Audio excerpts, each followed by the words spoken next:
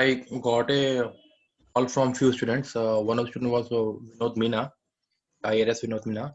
Hmm. He was requesting for the same. Right, right. I think the recording has started, in fact. So again, welcome all of you to the discussion session of Indian society. All right, it will be taken up by me and myself, in fact, and Nidhi Mishra ma'am will also be joining us. So, first of all, let me explain to you that I have seen some of your papers till now. I think one or two papers are still to be evaluated. So, probably by today evening, I would be able to do that. And after evaluation of your papers, I realized that, I mean, most of you are having some fair idea about the issues of Indian society.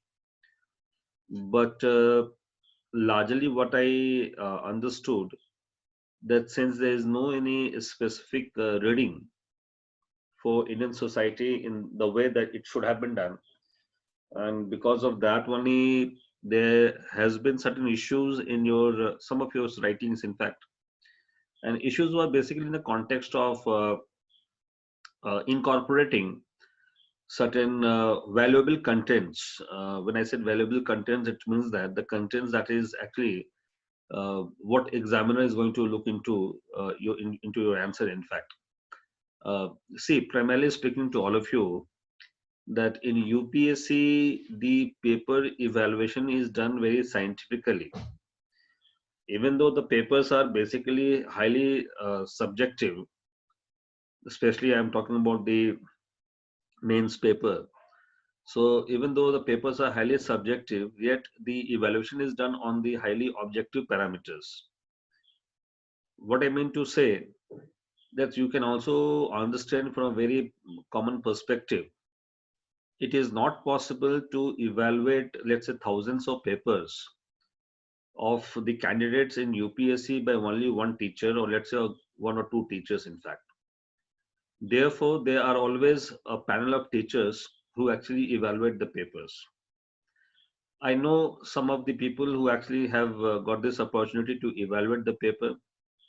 Some of my friends who are still evaluating the papers in Jharkhand PCS and Uttarakhand PCS, so I know about it very closely, in fact.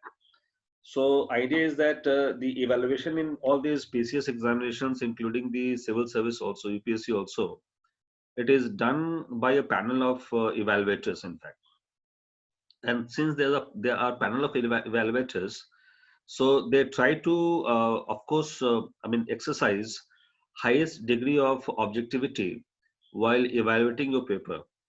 And it can't be possible without having the model answer, that is the key, that is the answer key, that is also there with the examiners, in fact evaluators, before evaluating your paper. So in nutshell, they actually evaluate your paper on the basis of certain model key answers, in fact, and then only they finally look into your answer and then try to find out whether you have been able to, of course, incorporate all those terms or terminologies or concepts or even the keys, in fact, in your answers or not. And as much as you are able to meet those expectations, you actually score handsome marks there in the main examination. So that is the mantra of scoring good marks in the main examination. Therefore, right from the beginning, I believe that I was one among the first, of course, the teachers fraternity in this field. Since 2008-9 only, I have been explaining, or rather, I have been always pontificating my ideas that the answers in GS must be written in point form. All right, and of course, I have been quite vocal upon this, and I have used many platforms on for actually explaining this issue that yes, you all have to write in point form, especially in GS. And now, of course, after that, many of the people have learned about this ability to write the point form answers. But before that, people were not having any idea that exactly whether in GS point form answers are required or not. And they used to tell that students also to write in the paragraph or the, let's say, the short paragraph, etc. But I have been very clear that yes, only point form answers would be able to give you the good marks in GS particularly. Not in optional, but certainly in GS, it is always point form answers.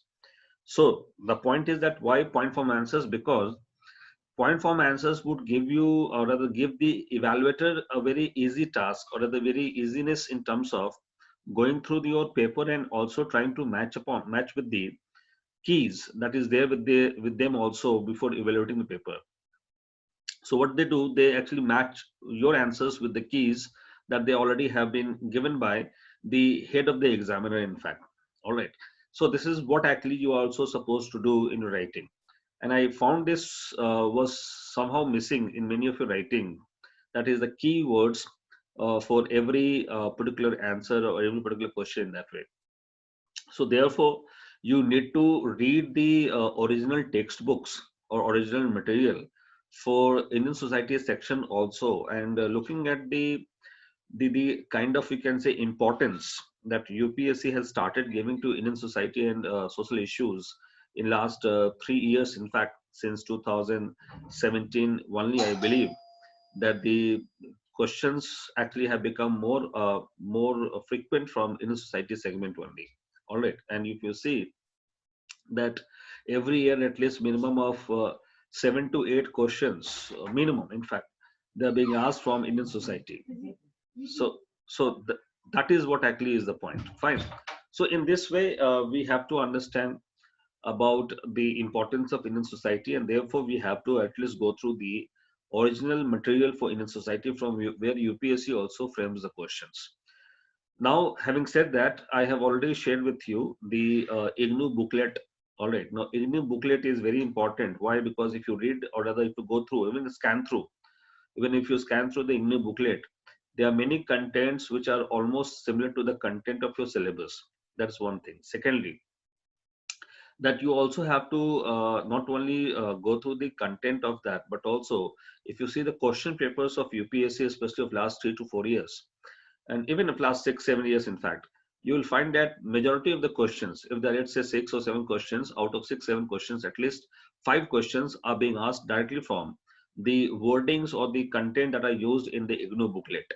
So IGNU booklet is good source to cover the syllabus of Indian society. That is one thing. Secondly, now IGNU booklet is was written, let's say, maybe a decade back or 2 decades back, but the recent NCERT, if you read a recent NCERT, that will actually give you the recent insight also on those social issues. So if you club together the NCERT with the IGNU booklet, then I believe that your syllabus is fully prepared as far as GS is concerned. Fine. And anyhow, I know that, I mean, all of you must be going through the current affairs for sure. So current affairs content and the IGNU and NCERT contents, if you club it together, then I don't think that your answer is going to be less, you can say, significant than anyone else. So even if you do not belong to the background of let's say sociology, still your answers would have those all important contents which a layman from the general studies perspective must know about India. That is what actually is the significance of going through these two sources and clubbing it with the current affairs only. Fine. So that's what actually was my initial you can say feedback for all of you to incorporate this strategy as far as handling the questions of in society is concerned, because in any case Indian society is definitely going to be a deciding factor in many of your performance in paper one. Because paper one, if you see the paper, of course society's content has increased tremendously. All right, so you can't actually skip out the issue of Indian society altogether, so you have to cover it whether you like it or don't like it, but it is something which has become indispensable now. All right. So start working. And now after this discussion, wherever you feel like that you have some gray areas in your preparation as far as in society is concerned, I would recommend that at least you should go through the either the INDU or the NCRT, both in fact, for those specific areas. The rest, if you have fair idea about it, then I believe that you can skip those content of your syllabus. But there, wherever you have certain issues in terms of writing an answer, especially in the context of certain concepts of society, then I would believe that you need to go through these two sources, in fact. Fine. All right. So having said that, let us now start a few of the questions. Then Nidhi ma'am will come and she will take over. So let us start the questions. Specifically, I'm starting it from the last question. This answer I have also prepared. So after the discussion, you will be also getting this answer. That is the model answer sort of thing. All right. So I will be simply sharing with you the approach that you have to carry while discussing or while writing the answers. In fact, because already answer is quite extensive. You have more than the required points in your answer that I'm going to offer to you, give to you. So let us now be specific to the approach, that what all approaches you are supposed to include in the answer. So see the question number 20, that is how Indian secularism is different from the Western secularism and what are the concerns on the Indian secularism currently. See, I mean, this question has partially been asked by UPSC, in fact, not fully, but partially, in fact. So, partially, this question was asked, and definitely, this is one of the most relevant issues as far as your syllabus and the contemporary environment of India is concerned. Fine. So, the idea is that, first of all, what we have to understand that the meaning of secularism is what and how it is interpreted differently from the Western nations, and what is being interpreted in India, how they are different from each other, in fact.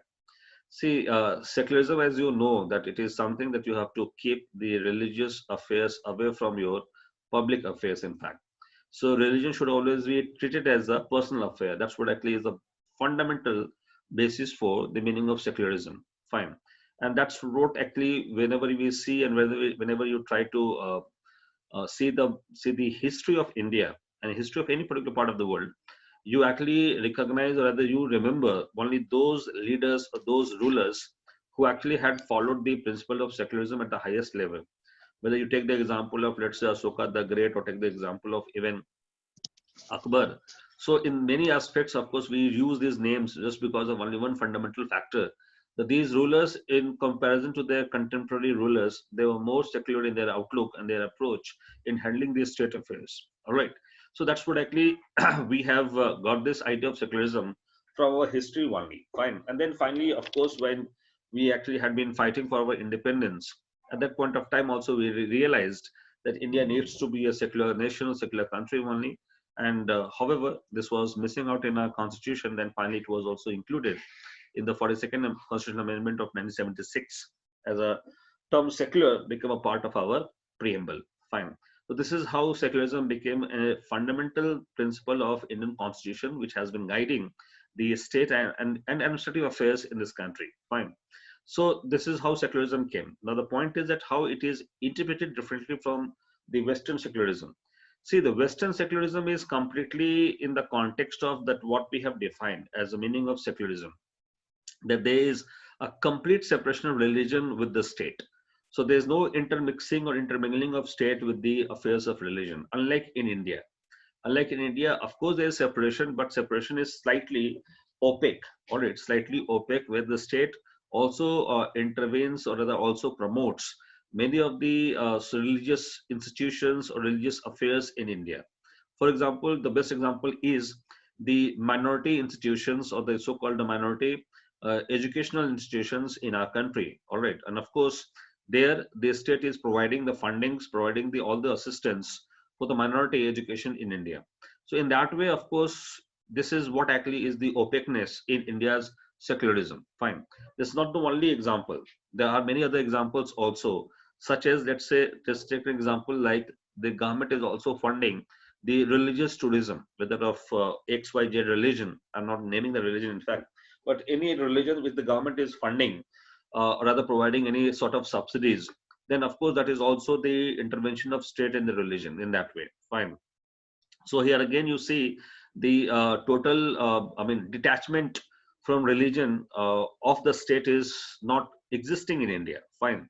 And that is how you can see the secularism is different from the Western secularism, its concept of Western secularism in India. But the point is that what is good and what Indian secularism should do. See, the very obvious point is that India is of course a country where you have a diverse culture, you have multiple culture, people from multiple ethnic races, and because of that, if the state does not support, let's say XYZ minority religion, then definitely in that circumstance there would be a threat to the minority in India, in which they might be engulfed under the majority religion in the country. So to protect the minority religion also and to maintain the so-called cultural salad of India, because India is a perfect example of cultural salad. All right. So of course, to protect them, we need to also provide some sort of assistance or some sort of support also to the minority, but not to the extent of their appeasement. Not to the extent of their appeasement, because that exactly the concern of Indian secularism. All right. So if you have to understand the concern of Indian secularism, there lies a concern, because to support religious minorities in terms of establishing their educational, or let's say the religious institutions, but not to the extent of providing, let's say, the all free hand into them in terms of exercising whatever in the name of religion they can exercise in India. So definitely there are many problems, there are many issues also in every religion. So there is also a need to reform the religious affairs as well. But if the state intervenes there, and then the religious institutions or religious, you can say, system that reacts against the state, then again it becomes a problem in secularism. Because you know about many religious practices inside Hinduism that actually had been a problem. So we have been, of course, reforming those practices one by one. Still, there's a long way to go. There are still many evils in the religion. So we are trying to reform those also. Similarly, it applies to the other religious system also. So if in the name of minority religion, the state does not involve there, then it again becomes a problem for the society overall. For example, the triple talaq or uniform civil code. So these are a few things. Of course, the government intervened, and of course, at that particular point of time, there were certain reactions came against the government also. So the idea is that since Indian secularism in this particular order only, where the state has been intervening to support and protect the religion. So here again, if the state is intervening to reform a religion, then it becomes a threat to the, of course, the concept of entire secularism, according to certain critics of this particular concept of secularism. So this is what actually is the concern on secularism in the current domain, in fact. All right. There are many religious practices still having some social and other evils in our society.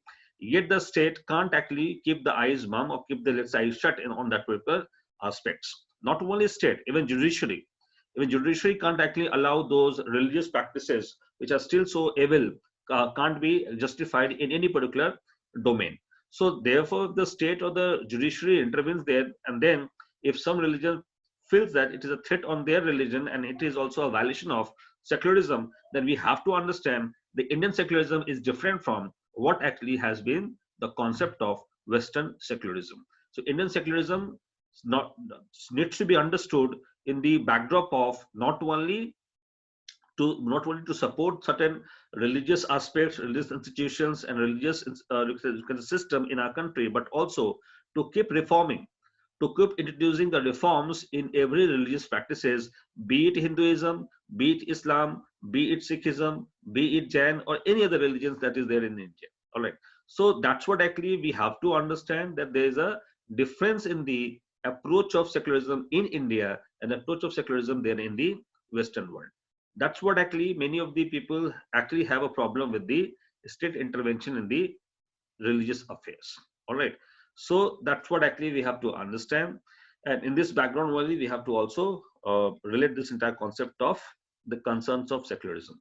And what is the way forward? The way forward is only one, that of course, Indian secularism is better than the Western secularism in any circumstance, because here we are trying to bring all the religions on the same platform in terms of their removal of their social and other practical evils, in fact. So here Indian secularism is trying to also bring reform in the religious of aspects, not only watching it simply, let's say, with shut eyes. That is how we have to take an approach of secularism of India. Fine. So on this basis only, the entire answer actually has been framed, and you should have also framed the answer on this particular basis only. Fine. So now you can go to the answer. You will be able to understand it very completely and comprehensively. ठीक है, तो ये समझना है। और इसको जब पढ़ेंगे आप इग्नू में ना, इग्नू के बुकलेट में एक चैप्टर है सेक्युलरिज्म के ऊपर, ठीक है, बहुत शानदार तरीके से उसमें बताया हुआ है कि what actually has been the issues regarding those secularism. Fine. So now I think ma'am is ready. So ma'am is coming now. So after ma'am will discuss the issues with you, then I'll come again and I'll discuss with you. Okay. Okay. Come.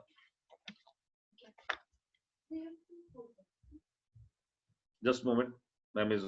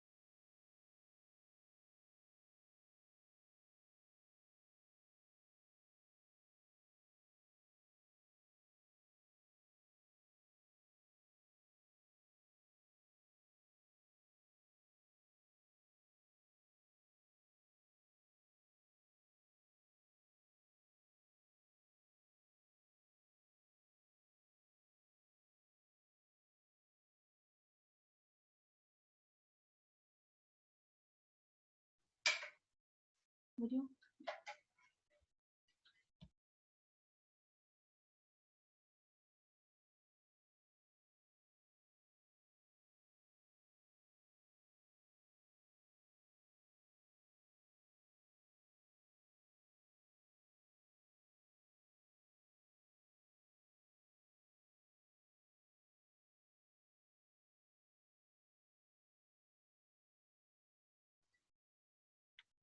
Okay, so good morning, all of you. Myself is Nidhi Mishra. So I'll be taking up the other discussion and hope it is going to give you a good perspective.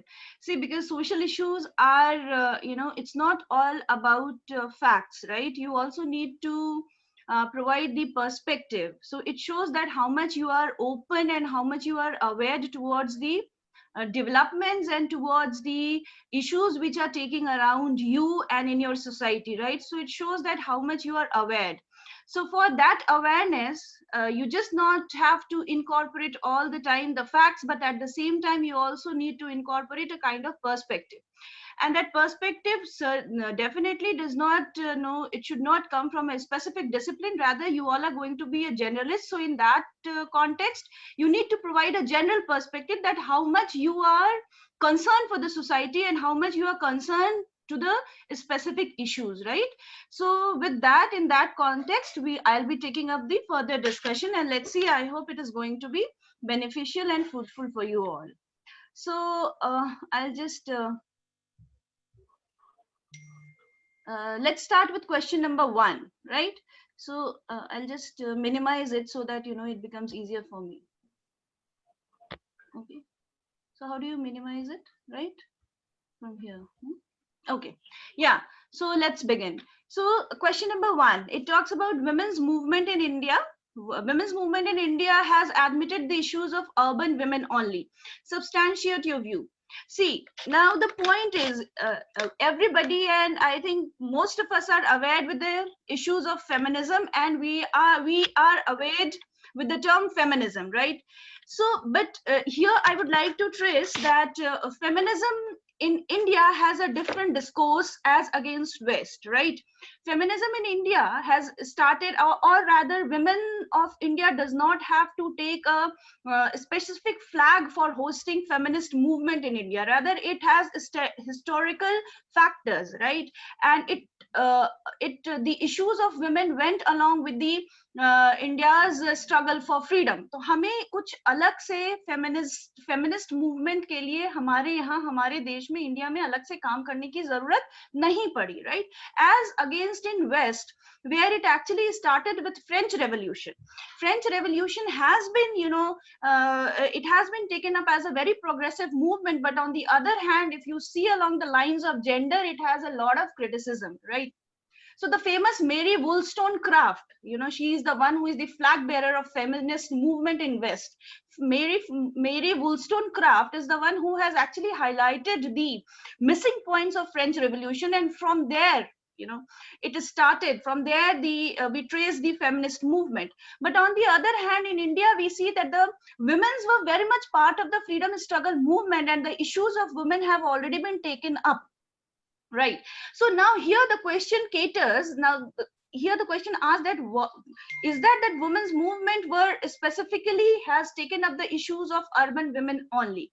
So first you need to identify, you need to define what is feminism, what is women's movement. So women's movement is associated with feminism. That feminism in India has a different set of movement, and it is defining and establishing and defending the equal and political, economic and citizenship right for women, right? And it went along with the freedom struggle movement. Now, here you also need to mention that urban women were obviously largely and initially the feminist movement were actually urban women oriented. Why? Because urban women were more exposed to the development. They were actually the beneficiary of the economic development. In her special speech, Sarojini Naidu in early 19th, 20th century, she has mentioned it that I am not a feminist. She mentions it.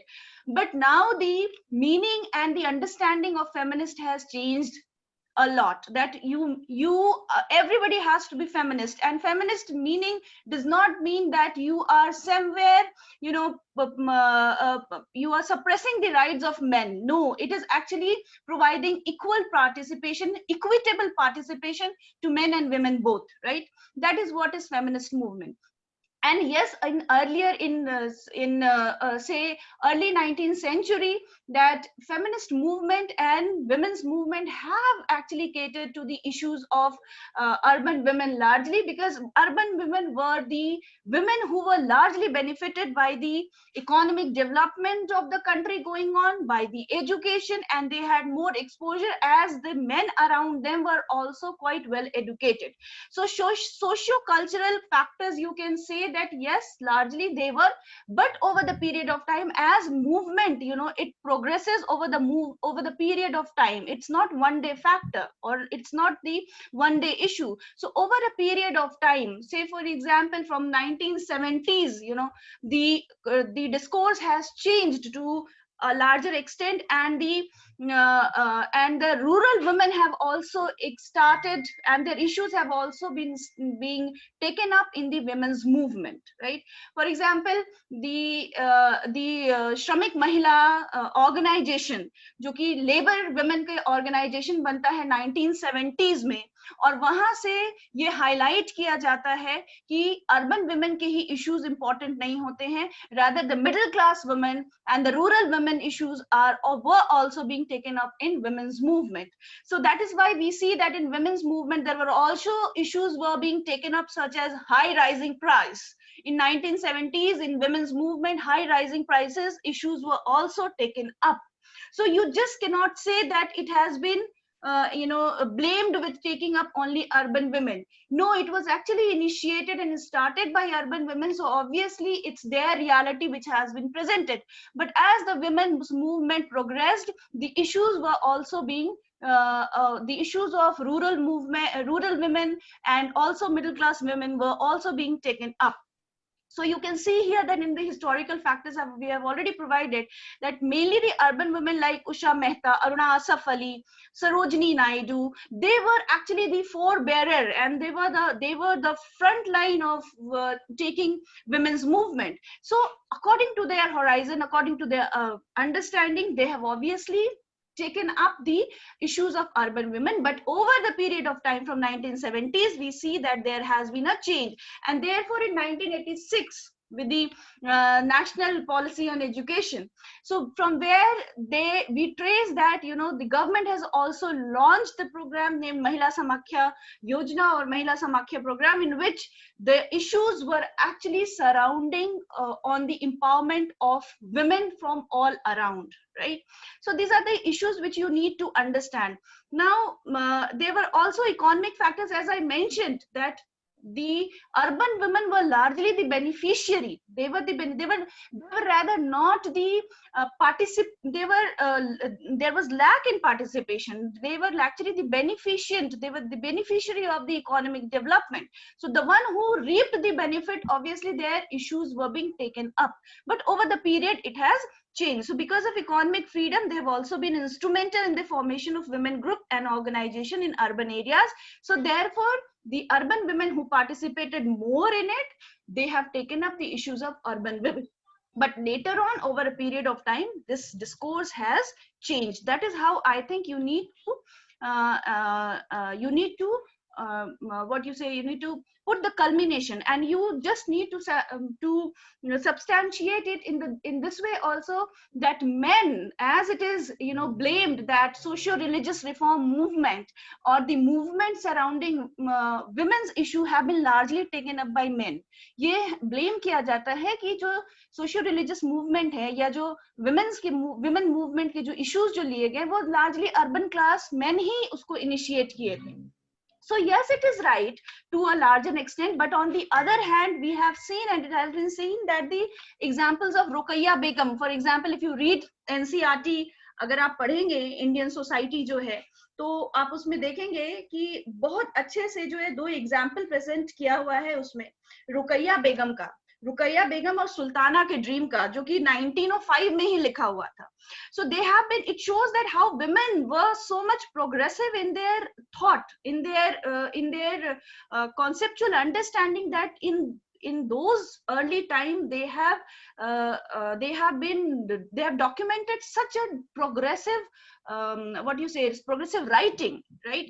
So it is in the same way that it has been largely blamed that it has been taken up by urban women, but no, over the period of time, the issues of rural women have also been included in women's movement. So that is why we see the organizations such as Seva. What is Seva? What Ila Bhatt Seva is doing?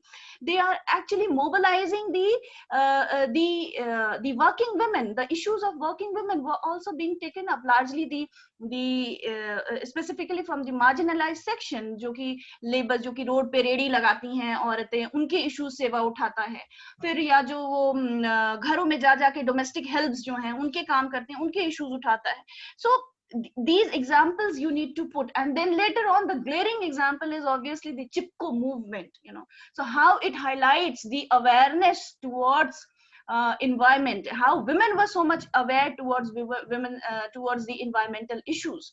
So in this way we understand that it is not only focused in early years, it was largely focused around issues of women, urban women, because urban women were more exposed, they were reaping the benefits of economic development, they had good quality education, western education as well as. So obviously, but over the period of time, the women's movement have incorporated and started incorporating the issues of the issues of common life, day-to-day life, and also the issues of women from all section of the society, right? So here we need to understand the woman per se is not a common term, right?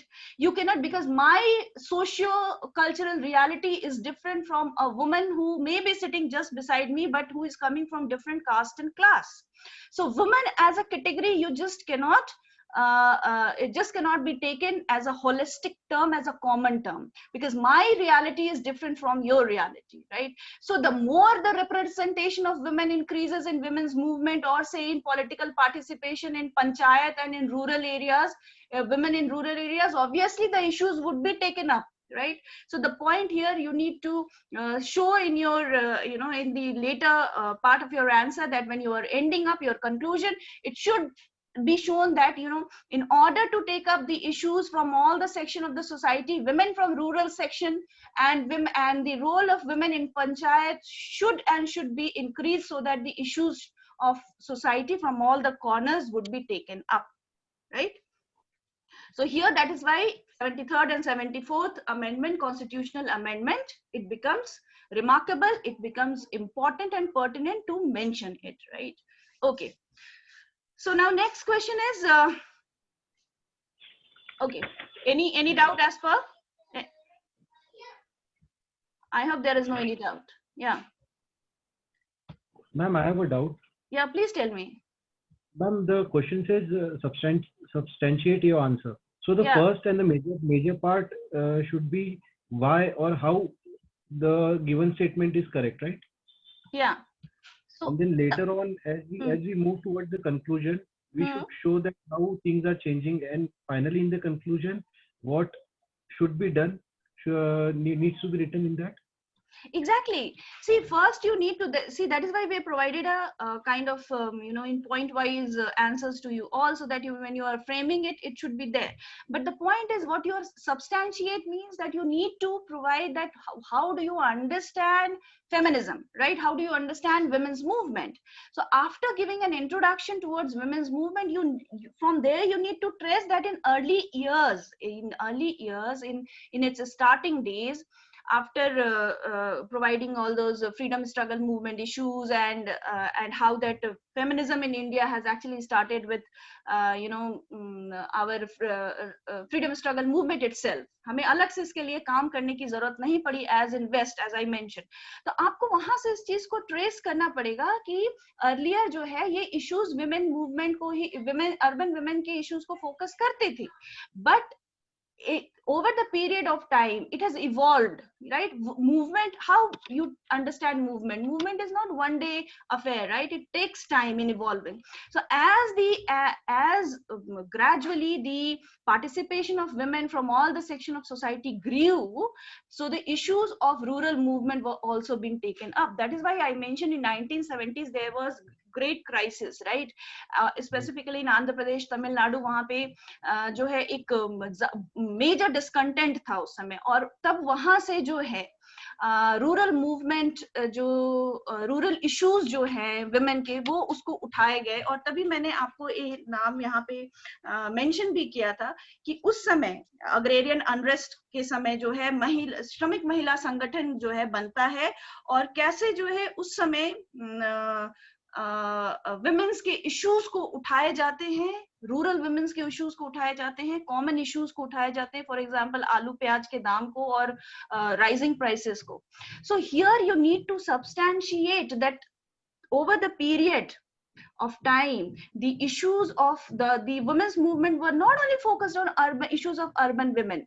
As the participation grew in women's movement, they started taking up the issues of of day-to-day life also, and also the issues of rural women also. Is that okay? Yes, ma'am. Yeah. And then you have to, provide towards the conclusion that how, in order to make this women's movement more holistic and more pervasive, we need to provide more and more participation to women. And how do you do it? Urban women तो फिर भी बहुत aware है, हम जैसी औरतें तो फिर भी अवेयर है अपने राइट्स के प्रति. We know what are our social rights, we know what are our political rights, we know what are our citizenship rights. But the women from the rural area, how would you increase their participation? You'll increase their participation through awareness, through the role of NGOs. And yes, the 73rd and 74th Amendment Act is remarkable. It's a landmark which is actually providing a participation to the women in rural areas. And the more women are included in politics, in exercising their political rights, the issues would be taken up from all the corner of the society. It's not only urban or rural, right? बल्कि rural urban issues भी आएंगे, जो urban और rural के बीच के जो areas है, जो फ्रिंजेस में हम देखते हैं, जो हम एनसीआर में देखते हैं, जो औरतें यहाँ पे रेडी लगा के बैठी रहती हैं, या फिर ये क्या उसको बोलते हैं, सेमी सेटल्ड जो कम्युनिटीज हैं, उनके भी इश्यूज आने शुरू हो जाएंगे. So your answer should show it that we need to, that earlier it was, but later on it has changed, and towards with the 73rd and 74th Amendment Act, as the women started participating more, the more general issues have been taken up. Okay, ma'am. Yeah. Okay, ma'am. Thank you. Yeah. Okay. So globalization is generally said to promote cultural change, but over a period it has created cultural lags also in India. There are certain key terms in it, right? So globalization, first key term is globalization. Another key term is cultural change. Yet another key term is cultural lag, right? So after identifying the key terms, you need to provide the answer.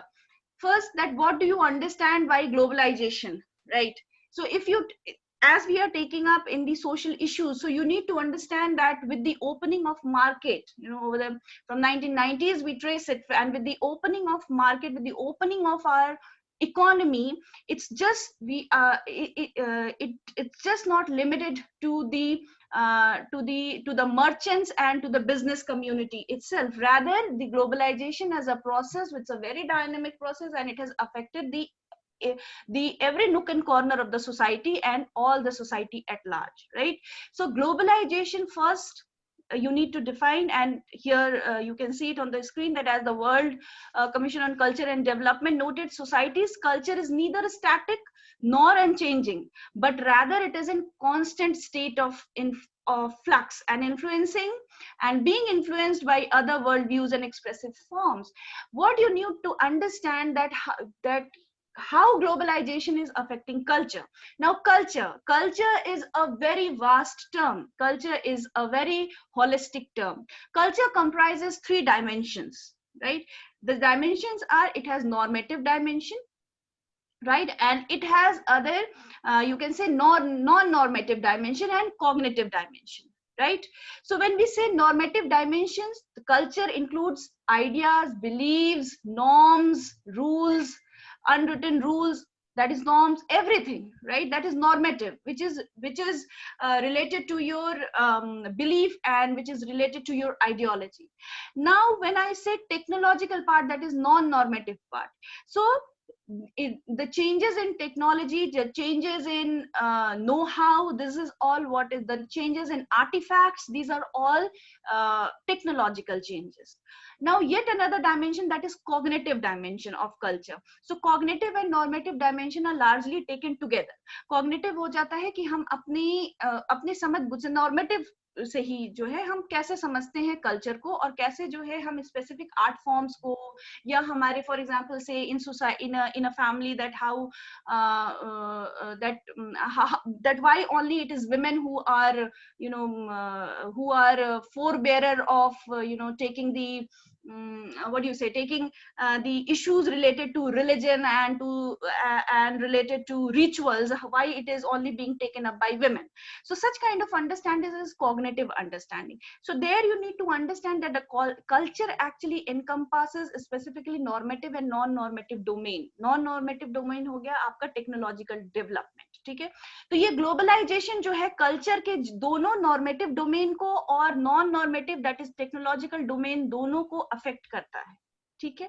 Now it says that it is set to promote cultural change, but over a period it has created cultural lag. Now globalization जो है, no doubt that, and culture is never stagnant. It is in continuous change. Change is what is constant with this with any culture, right? And globalization जो है वो largely homogenize कर देता है culture को, right? It tries to homogenize culture. We actually try to follow the mainstream culture.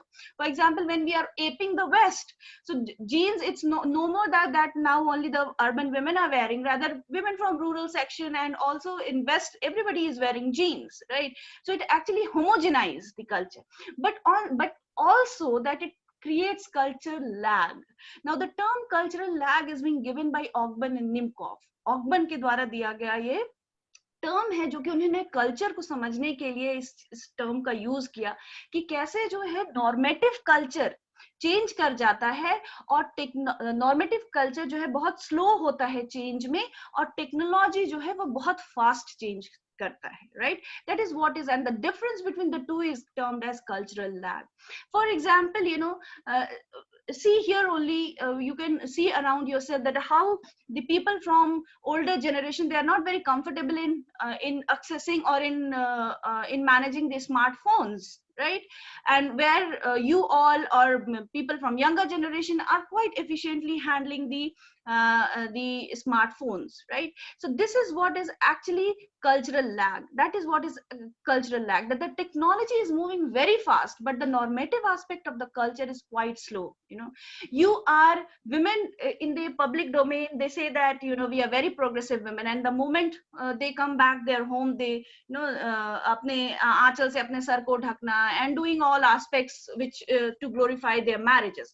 So certain kind of that is actually what is termed as cultural lag. You can understand in that way.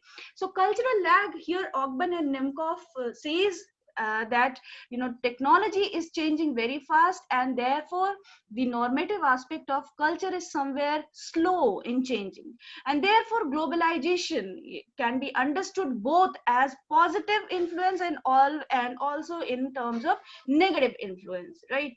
So it has both pros and cons. So globalization, as on one hand, it integrates society, it brings homogenization, it actually makes you cosmopolitan and provides you with new opportunities undoubtedly, but also on the other hand, it leads to exclusion of the certain section of the society. For example, in today's time, in pandemic time, in COVID-19, what has happened? सी सबसे बड़ा जो अगर मार पड़ा है इस pandemic से किसी एक सेक्शन को या एक सिस्टम को, वो है हमारे एजुकेशन सिस्टम को. So for example, the students from the urban society are able to reap the benefit of online system, but to the utter despair that the children from the rural society and also children from the marginalized section, they are not able to reap the benefit of the online system. They do not have smartphones, they do not have sufficient data pack to support their online classes. So that is what is actually cultural lag. That is what is actually the negative of the globalization, that on one hand, this globalization impacts the society quite positively, but at the same time it brings a lot of disparity in the society, and on another hand, it leads to exclusion of the larger section of the society, because the one who has the economic capital, they can only access cultural and social resources of the society. They can only afford good online classes with their smartphones. But those who do not have the economic capital, those who are unable to reap the benefits of the globalization process, they are being marginalized and they are being left behind. That is what you need to understand here, that how this globalization has both positive as well as negative impact. And when we say negative impact, we talk about cultural lag. Okay, so sorry, so you can go through the answer.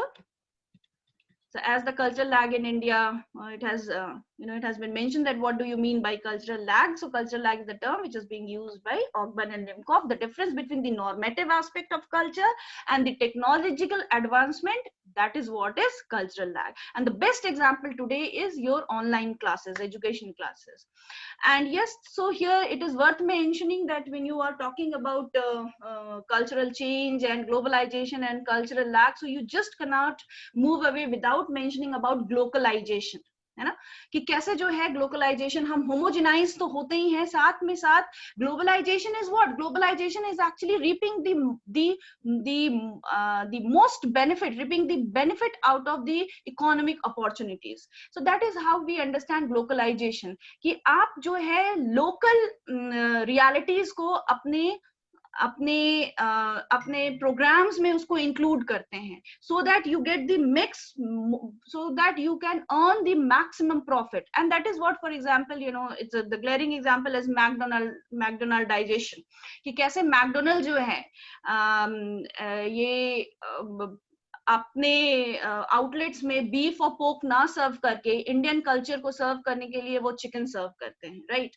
So that is what is an example of globalization. And that there you have to write, this should be, it should figure out somewhere in your answer that globalization is yet another example that how globalization is actually about reaping the most, the maximum profit out of the business discourse, and how this with the process of globalization, how it mixes the mainstream culture and also the local culture.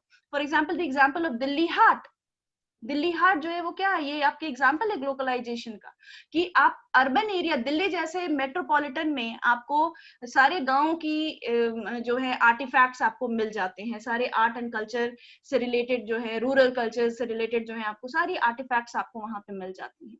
So this is how it shows that how we are experiencing both the pros and cons of globalization. And the process obviously that that it is providing maximum economic opportunities, but on the other hand it is also excluding the larger section of the society.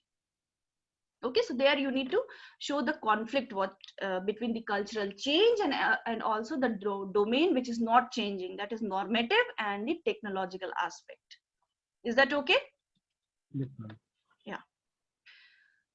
Okay. So the question number 3, there are examples of matrilineal society in India, but the existence of matriarchal society is a myth, right? A beautiful question, right? Explain.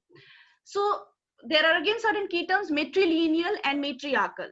See, there are kinds of family, present in society, in Indian society.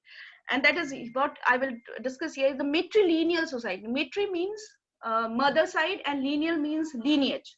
When you trace your lineage from mother side, right, from the women's side, that is called as matrilineal society. जब आप अपने surname और title अपने mother की तरफ से लेके लगाते हैं, तो वो lineage हम trace करते हैं, and that kind of family and that kind of society is called as matrilineal society.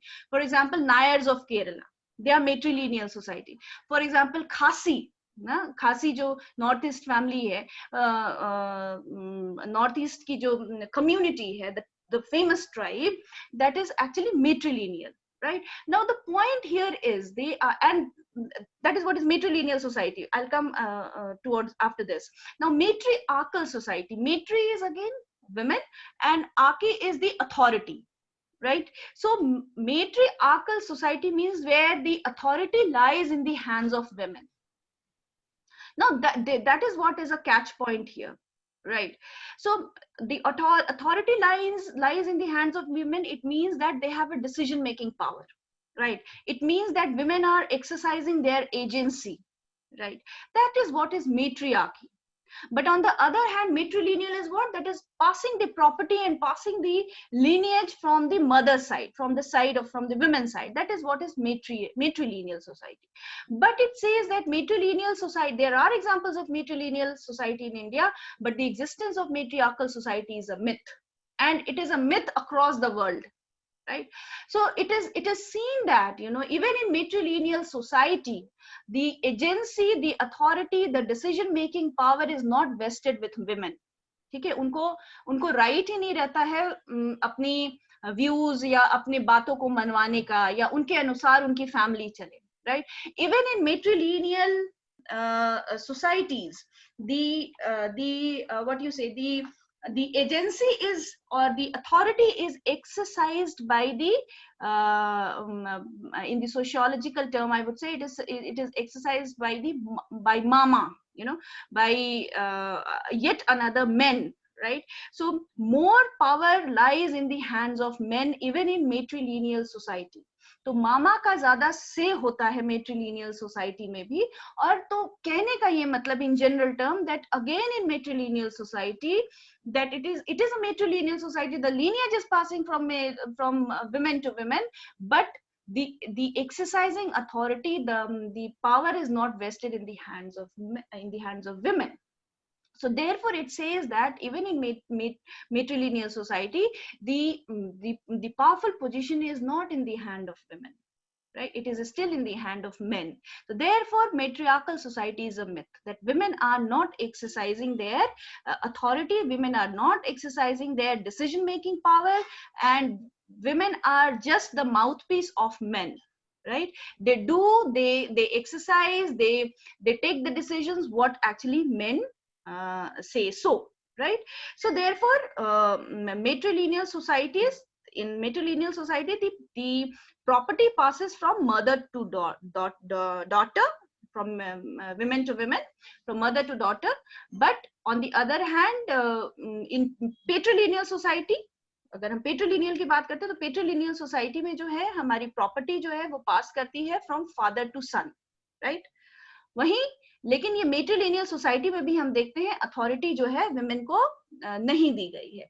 और इसी से रिलेटेड जो है आपको, अगर आप लोग, because you all must go through NCERT book of 11th and 12th and specifically 12th, है ना, तो उसमें मेंशन किया हुआ है कि कैसे जो है ये you should write this example also, that the Meghalaya Succession Act passed in 1986. It was passed in 1986 because men actually, they protested that they are, men and women both protested that they are not being given enough right, exercising right, that since it's a matrilineal society and the property passes from women to daughter, but still they are not able to exercise their authority. And therefore men also in that society, they said that this process is female bias because we do not have say, and when we have say, that at times women do not agree to this. So the conflict, it has also highlighted the conflict, the Meghalaya Succession Act 1986, it also highlights the role conflict of men. Right. तो role conflict क्यों हुआ? क्योंकि हमारे यहाँ matriarchal society जो है वो एक मिथ है. लार्जली जो है हमारे यहाँ decision making power and agency is vested with men only, not with women. It is over the period of time and with the development of women's movement issues लिए गए हैं, वो अब धीरे धीरे इसको चेंज करें. But still there is no any example of matriarchal society, specifically in India. There are matrilineal society but not matriarchal society. That what should be exhibited in your answer, that women are not exercising their authority, that women are not being taken as an agency. Okay. Ma'am, can we take an example of grassroots level politics where the elected member may be a female, but her direct role is dependent on the advice of.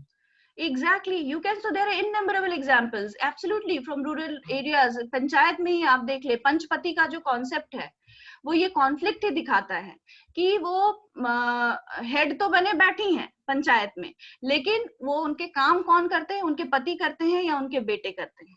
तो there also the authority in the on paper, authority is vested on paper, but they are not exercising their power, they are not exercising their agency. अभी एक recently हमने एक series देखी थी पंचायत, है ना, तो पंचायत सीरीज अगर आप लोग अमेजोन पे देखें, अमेजोन प्राइम पे, तो it's a very good series, and it actually depicts and shows that how the women in rural areas are still, they are the mouthpiece of their either their husband or their son, right? तो ये कहते हैं, you know, many sociologists have documented it also, that you know that women are being ruled by, initially before marriage they are under the authority of father and brother, and then after marriage they are under the authority of husband, and then over a period of time they are under the authority of their son, right? So that is what they are not able to exercise. Even in paper they have been given innumerable rights and duties, but they are not able to exercise it. Why? Because that agency has not been invoked within, and that is why therefore we say that the matriarchal society is a myth, right? Even the northeastern society, even the northeastern families, Garo, Khasi, Jaintia, the tribes, they are matrilineal, but they are not matriarchal. There is also a lot of disparity. There is also a lot of violence against women. So that is also, again, you can say that it is a myth. Matrilineal society is a reality, but matriarchal society is a myth. Ma'am, Yeah. I just want to ask the recent steps that have been taken by the government, Modi government, Yeah. with regard to the Pradhan Mantri Ujjwala Yojana, in which the LPG will be issued under the name of the eldest woman, Yeah. and the schemes like ration card, where it will be issued again in the name of women.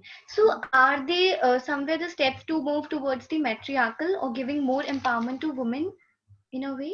Yeah. See, first I would say that you all are going to be a civil servant, so you Yes. have to you know, develop this approach that you should not, your answer should not show too much of criticism towards the programs of the government also, right? Even when you are going Yes. to your interview, when you're facing interview, there also you cannot, you just have to you know, provide the you just have to be critical, but at the same time you just have to find out the positives of it. Now the schemes Yeah, like absolutely. Ujjwala Yojana, you know, I as a as a feminist, as a scholar, as a you know, as a teacher, I would obviously I will criticize on the ground that the Ujjwala schemes also, that why women are still more associated with kitchen aspect only, right? So why Okay. is this so? There is another aspect of it, that the women are largely shown with cooking work, right, with caregiving work. Yes. So even the government is also highlighting such kind of you know, such kind of works only, the care works of the woman, right? So in that lieu only, the women are the women have been given you know, the programs like Ujjwala Yojana is giving more kind of responsibility to women, so that they can take up this caregiving responsibility quite efficiently.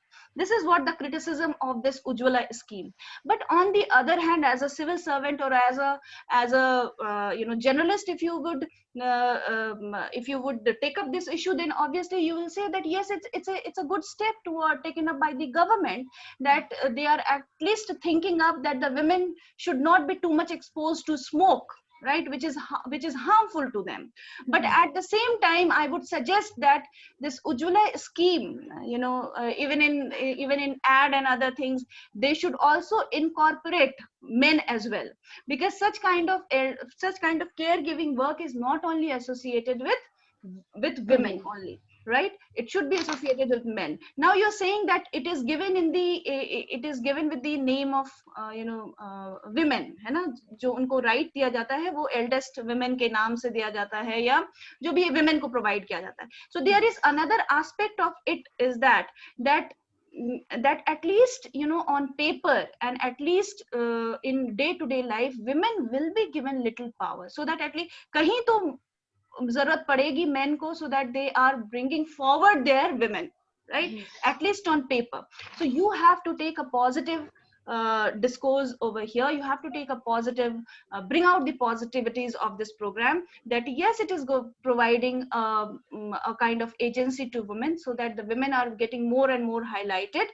But there is another aspect of it, that it is strengthening more and more caregiving work of women. So government should also think of some other strategies as well. Yes. Okay, ma'am. Just one more thing. Yeah. In the recent, update, the woman had been given the permanent office in the army. Correct. In among, so that could also be an advantageous point for the women because they had been now having a more active role in the field of defense. Correct. It is, and they have been fighting for it since ages. Since ages, absolutely. So, army and military kind of services are actually, it is being dominated by men. और Men. ये बहुत ही ज़्यादा, what would you say? It actually, it's a kind of masculine profession. Quote Yes. unquote, it's a kind of masculine profession. So here where women are entering, it's a remarkable thing. And women have been there. The point is they were not recognized. Their Yes. efforts were not being recognized, right? So it's a remarkable decision being taken up. And it should, somewhere you can, towards the end in your answer, if your time limit permits or if your marks also permits, you can, somewhere you can mention it, that how the women have been taking they were also entering into the masculine domain of the services or country. So that it's a good example. Yeah. Anything else? No, ma'am. Oh. Thank you. Oh, welcome. Okay, so discuss the impact of globalization on the labor force in India. Yes. So again, the globalization is, globalisation post globalisation जो है अब हम इस दौर में हैं, we are into kind of post globalisation effect, but yes we have to discuss that what are the effects on the labor force. Globalization तो हम larger society और culture में हम बात कर लिए. Now after defining globalization, you need to understand that what are the pros and cons of globalization, right? So globalization, as it started in 1990s, and it started with the WTO, various guidelines of WTO, right? And how our economy opens to international player and the competition from the international companies, our companies started facing that, I think you must be aware of, and you all should know it. Now the point is that how it has affected the labor force. So as we all know that globalization opens the economy, opens the market of the country, and the international player started coming in our economy. So obviously it has provided the first positive of it, that it has provided the economic opportunities to each individual, right? First. Second benefit of this is that we are now no more dependent upon import, right? We are not dependent upon import now. We are to a larger extent, we are becoming self-sufficient. For example, green revolution के बाद जब economy open होता है, जब market players, for example PepsiCo and all, when they start coming in, and then when they start negotiating with the farmers, what happens? They are actually, our agriculture starts becoming self-sufficient on one hand, right? And we actually decrease and we actually cut down our imports also, right? नहीं तो पहले जो है लाल गेहूं import हुआ करता था और वही सब खाया करते थे, लाल रोटी, है ना? तो फर्स्ट तो बेनिफिट है कि इकोनॉमिक अपॉर्चुनिटीज ने इंक्रीज किया ग्लोबलाइजेशन ने. सेकंड बेनिफिट ये है कि हम सेल्फ सफिशिएंट होना शुरू हुए, ठीक है? थर्ड ये है that it has created a kind of what you say it has created a middle class in the society, right? That people actually started reaping the benefit of this economic opportunity, and when they reap the benefit of the economic opportunity, they started investing in education as well. So yes, to a larger extent, it has also increased the education as well in India. Right now, it is talking about the impact on the labor force. Now, the first major impact of globalization on labor force is the circulation of labor. It has led to, the term is, it has led to the circulation of labor. First term. Now, what is circulation of labor? Circulation of labor is actually the famous sociologist Jan Breman. Jan Breman says it is actually footloose labor. So it has increased footloose labor. That is what is circulation of labor. Now as green revolution has created a lot of disparity also, because green revolution in the first phase focused to those areas which were well irrigated. That is why we see that the belts of Haryana, Punjab, Punjab, Western UP, they have reaped the benefit of this green revolution. On the other hand, Eastern UP, Bihar, some parts of Andhra Pradesh, they were lagging behind, and they have not reaped the benefit of green revolution. So this green revolution has also created a kind of disparity in India. Now, because of disparity, because of this divide and this disparity, what has happened? The labor force from from those areas such as Bihar and Eastern UP, they started migrating for better economic opportunity to the areas which has been benefited largely by the green revolution. And also the areas which have been benefited by green revolution, they were also benefited by the process of largely by the process of globalization, right? Why? Because globalization entails not only opening the international market in the Indian economy, but it also entails international know-how. ठीक है, मतलब कि know-how, when I say that, when you are in terms of agriculture, if we talk about, then there in agriculture, international players, for example, say Pepsi company and others, they are actually dealing beforehand. They are asking the farmers to sow such kind of seed which is actually beneficial. For example, they from subsistence farming से cash cropping की ओर चले गए farmers, right? And cash cropping से साथ ही साथ उन्होंने जो cash crops उगाए, for example jute, tea और any rubber, तो उसी समय उनकी deal हो गई कि इतने में हम खरीद लेंगे, right? And not only that, they also started using technical know-how, technological know-how, that how you are going to grow such crops. So the company also started providing the technological know-how, right? Now, what happened out of this? That the labor force, the marginalized farmers, the petty farmers, they become more vulnerable. Right? They become more vulnerable. So therefore, why vulnerable? Because they were dependent upon the Western companies, and they were dependent upon the risk as well, right? So they were, if their crop fails, so there was no, there was no there was no any kind of farming, or there was no any kind of service on which they can bank upon. That is the major the impact of globalization on labor force. And this has only led to circulation of labor force. That is what is circulation of labor force. That when you are not able to reap out the benefit of the process of globalization, you move out, you migrate to areas where there are more economic opportunities. So therefore, Jan Breman terms those labors as footloose labor.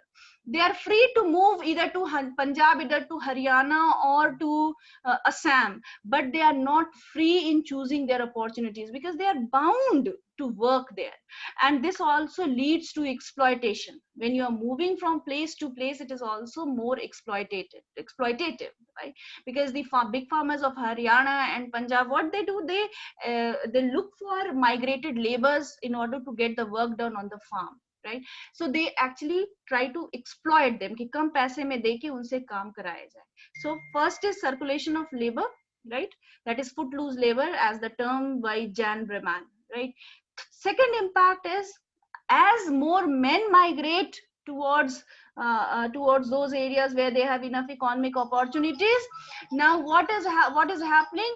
The women behind the women in the families are left behind, right? So it has given rise to feminization of agricultural labor force. Now here is the catchword.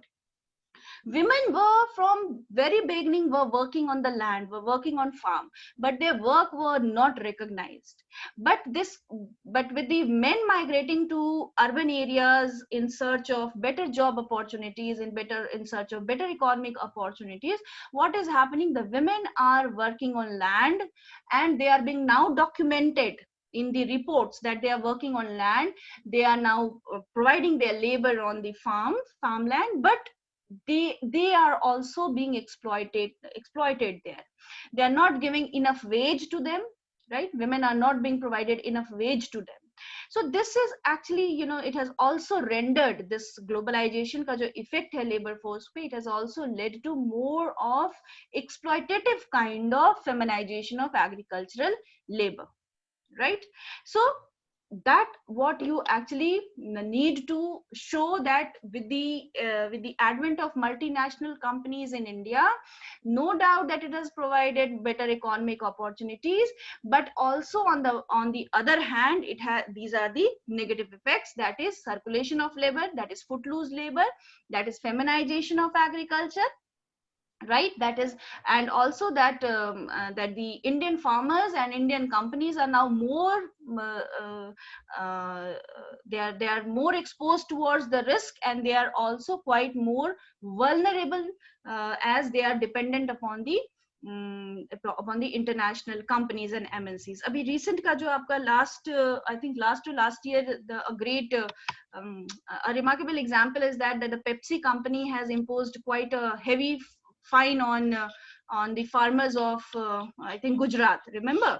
And there they were actually वो potato chips and ये एक पूरी मुहिम चली थी कि लेज के chips को बाइकआउट करना है, क्योंकि they have imposed heavy fine on it on the farmers. And when later on when judiciary actually intervened, that PepsiCo has taken back that case, and then farmers were also rehabilitated, right? Now another effect, another major impact of globalization on labor force is that is the matrix event. It has led to matrix event. This is what your NCRT talks. I'm not talking about any sociological particular term. So this is what actually your NCRT says, the matrix event. Now what is this matrix event? Matrix event has led to more suicide rate in rural areas. Now this matrix event is what? That the farmers and the other laborers, they are now more facing more risks, risk in their economic opportunities. And also this globalization has created a disparity in the society.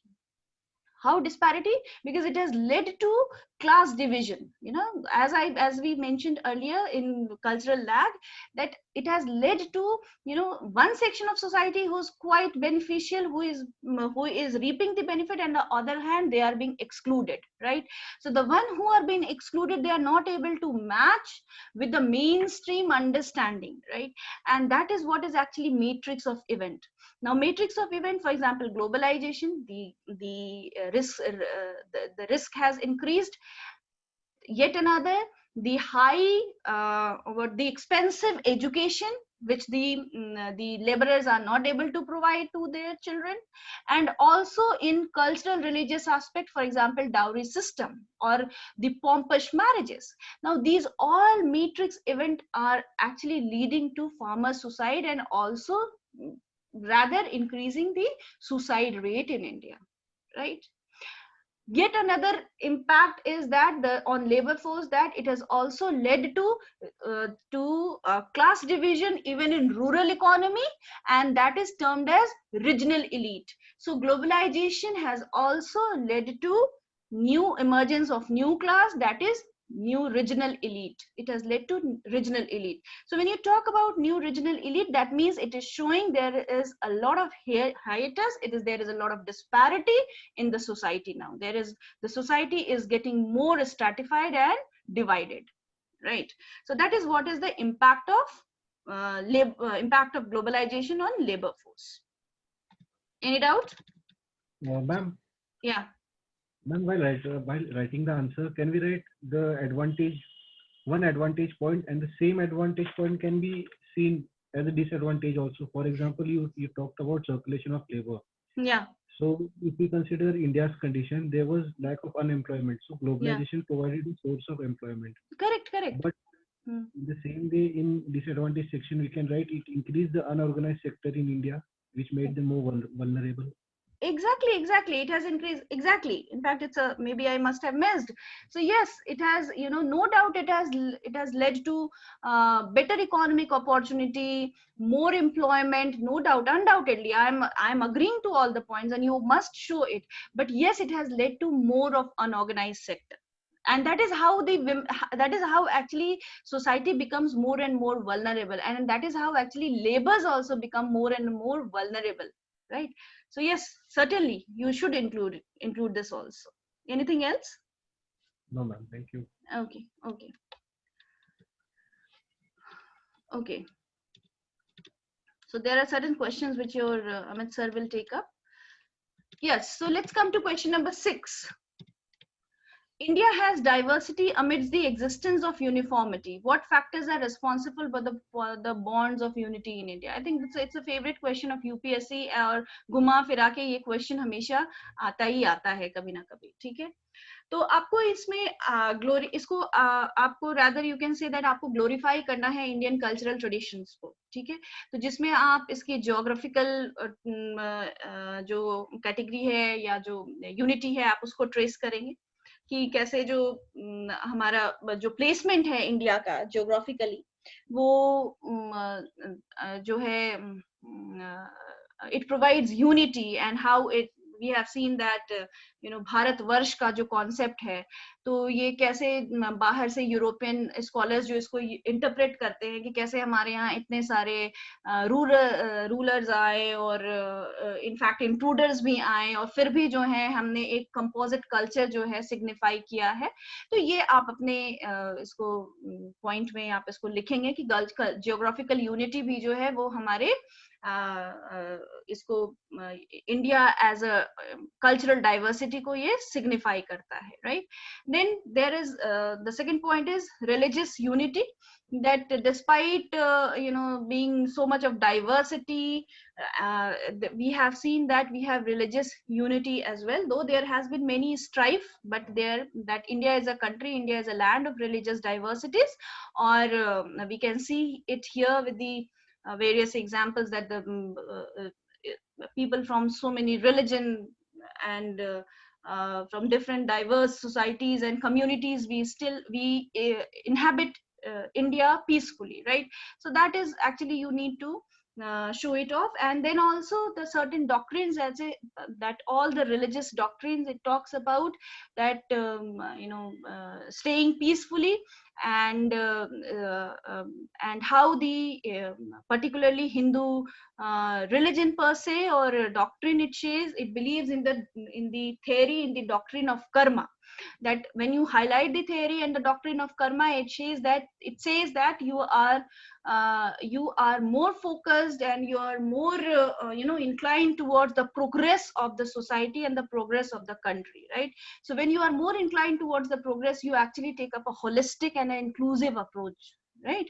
So that is what it has shown, and religious unity has also been shown through आप कबीर पंथीज का example डाल सकते हैं, आप सूफी movement के examples डाल सकते हैं कि कैसे जो है हमारा एक कंपोजिट कल्चर रहा है, और हमने या हमारे आर्किटेक्चर्स जो है हमने इस्लाम से भी लिया है, हमने वेस्टर्न कंट्रीज से भी जो है आर्किटेक्चर्स के डिजाइन को लिया है. So it shows that how much we are open and how much we are composite.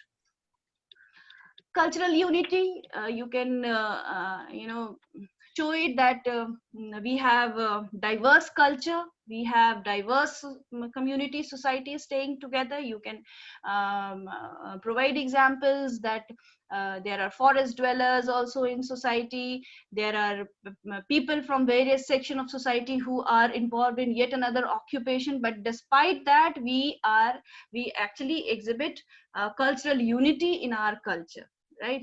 And that is why you can also show it that the exemplary step being taken up by PM Modi, that that the schemes which have been taken up for the scheduled tribes, that showcasing the artifacts and the cultures of the tribal people and bringing it on the forefront, it shows that how much we are resilient towards our cultural diversity, right? So you can also provide this example in cultural unity.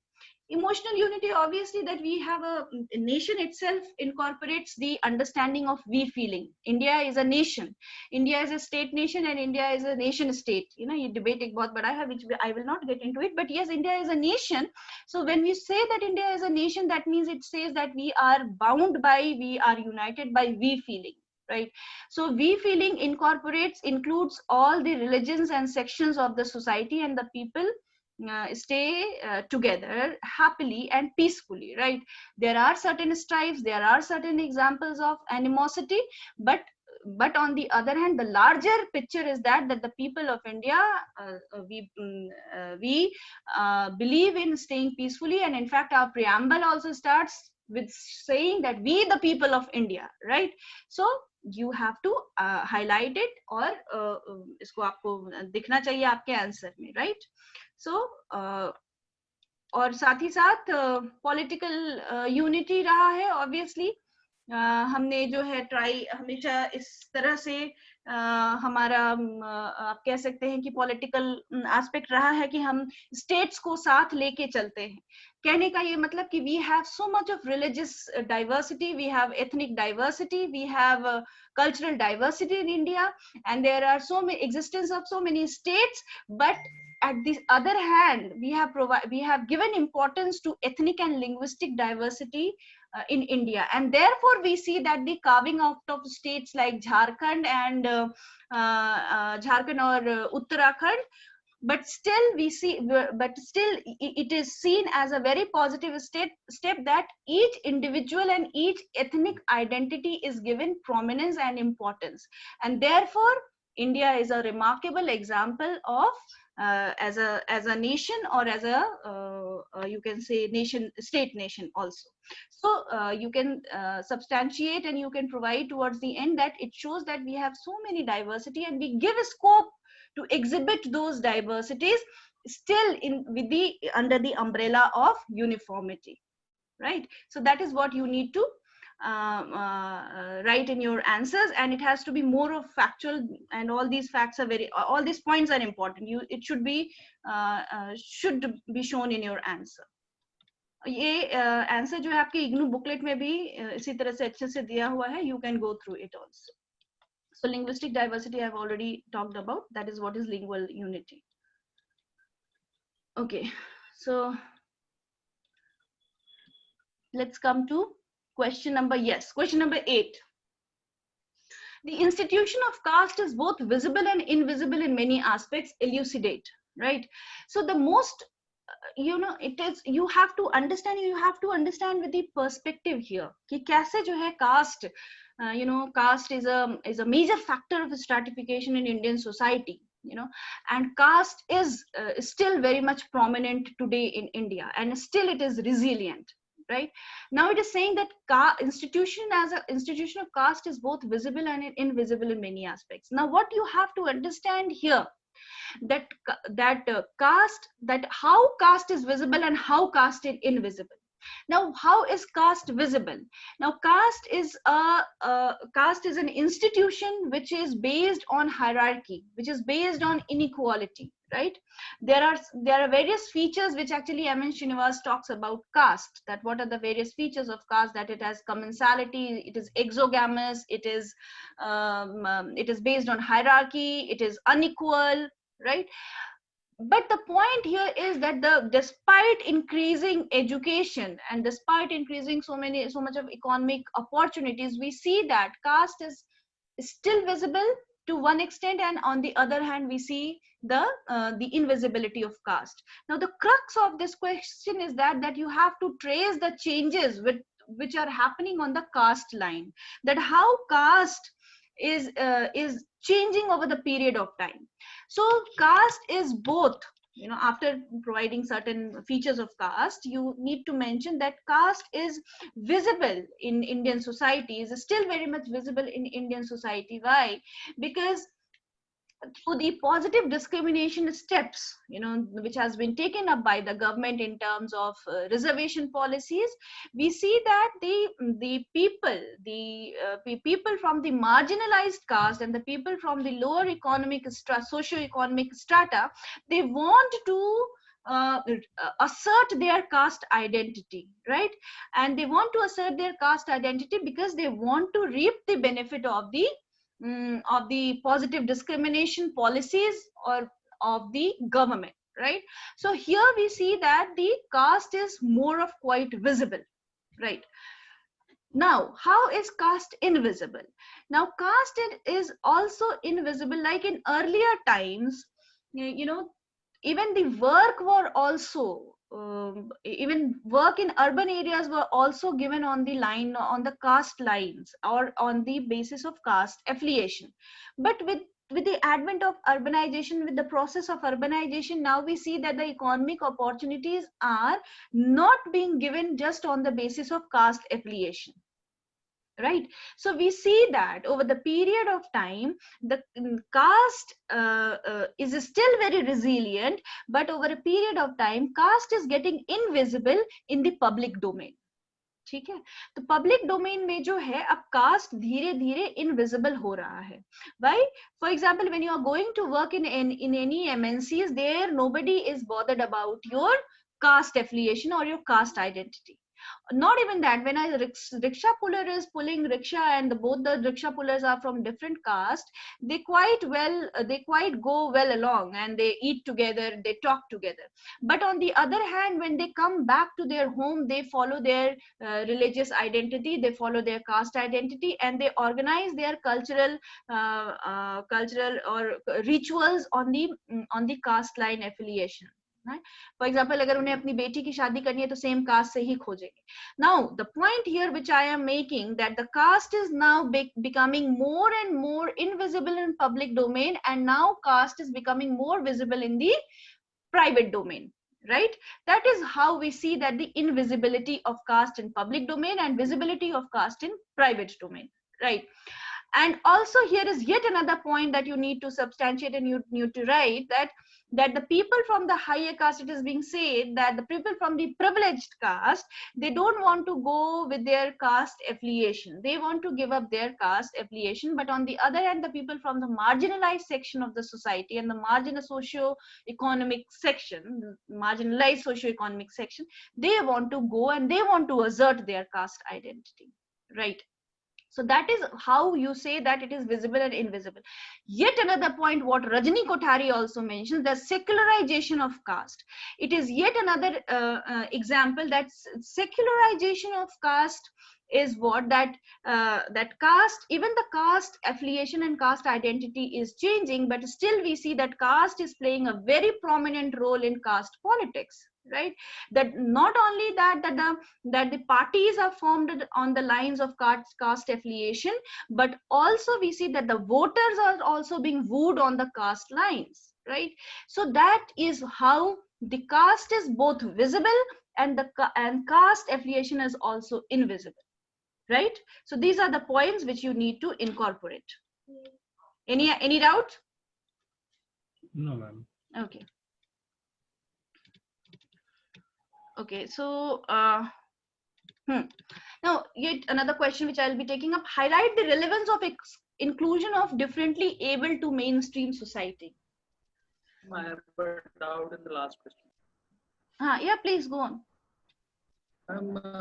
I interpreted that question in the context like the caste is visible and invisible. Like although it is not very much visible, but still we feel that thing. So I interpreted it that way. Okay, no, see, I think Vikas is talking, and Vikas, I'm not able to hear you properly because of this technical glitch. I think please check your internet connection at your own end. And please come up again. Yeah, tell me. I said that I interpreted this question in the manner like, although we are not able to see the caste very explicitly, but it is present very implicitly in the caste. I interpreted it that way. No, correct. Part especially. No, correct, because you're absolutely right. You know, you are right. See, that is why I am taking up such questions on where you need to provide a perspective, right? So the perspective here, you are very much right that the caste, despite so much of changes, despite so much of better education and other economic opportunities, the caste caste affiliation is still very much resilient in our society. The caste is still very much prominent in our society, and that you need to show that it is visible and as well as it is invisible. तो visible कहाँ है? तो पहले जो है visibility economic opportunities में भी मिलती थी. आप अगर फैक्ट्री में काम करने भी बंगाल में जाओगे, लेने जूट फैक्ट्री में जब लेबरर्स काम करने जाते थे, this is what your one of the researchers shows it. तो वहां पे भी आपको जो जॉब मिलता था वो आपके कास्ट एफिलिएशन के बेसिस पे ही मिलता था. But over the period of time now, nobody bothers about caste when you are going. If you are a software engineer and you are working in any MNC, people hardly bother about caste. They are in public domain. तो strengthen हो रहा है ज्यादा से ज्यादा cast private domain में.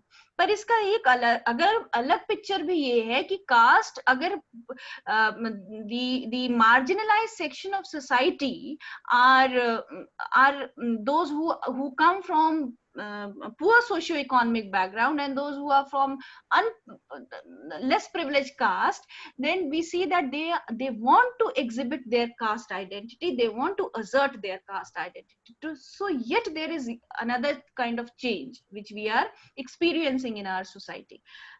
दूसरा भी ये भी चेंज है कि सेक्युलराइजेशन ऑफ कास्ट भी है, जो रजनी कोठारी भी इसका बात करते हैं, और many sociologist also talks about it, that how the party politics are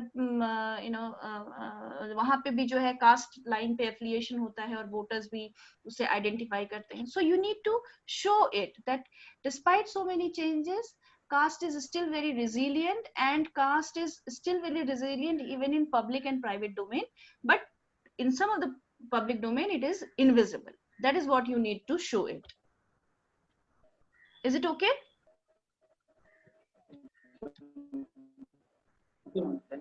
Yeah. This is again a very structured committee report. Sir will take. Yeah. So quickly we'll look into inclusion of differently abled into mainstream society.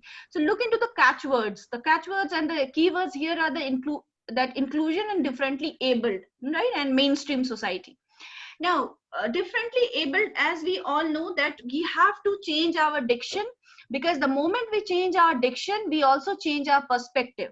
हम जैसे शब्दों का प्रयोग करेंगे, जिन शब्दों का चयन करते हैं, वैसे ही हमारी सोच भी वो उस सोच को भी दर्शाता है ना.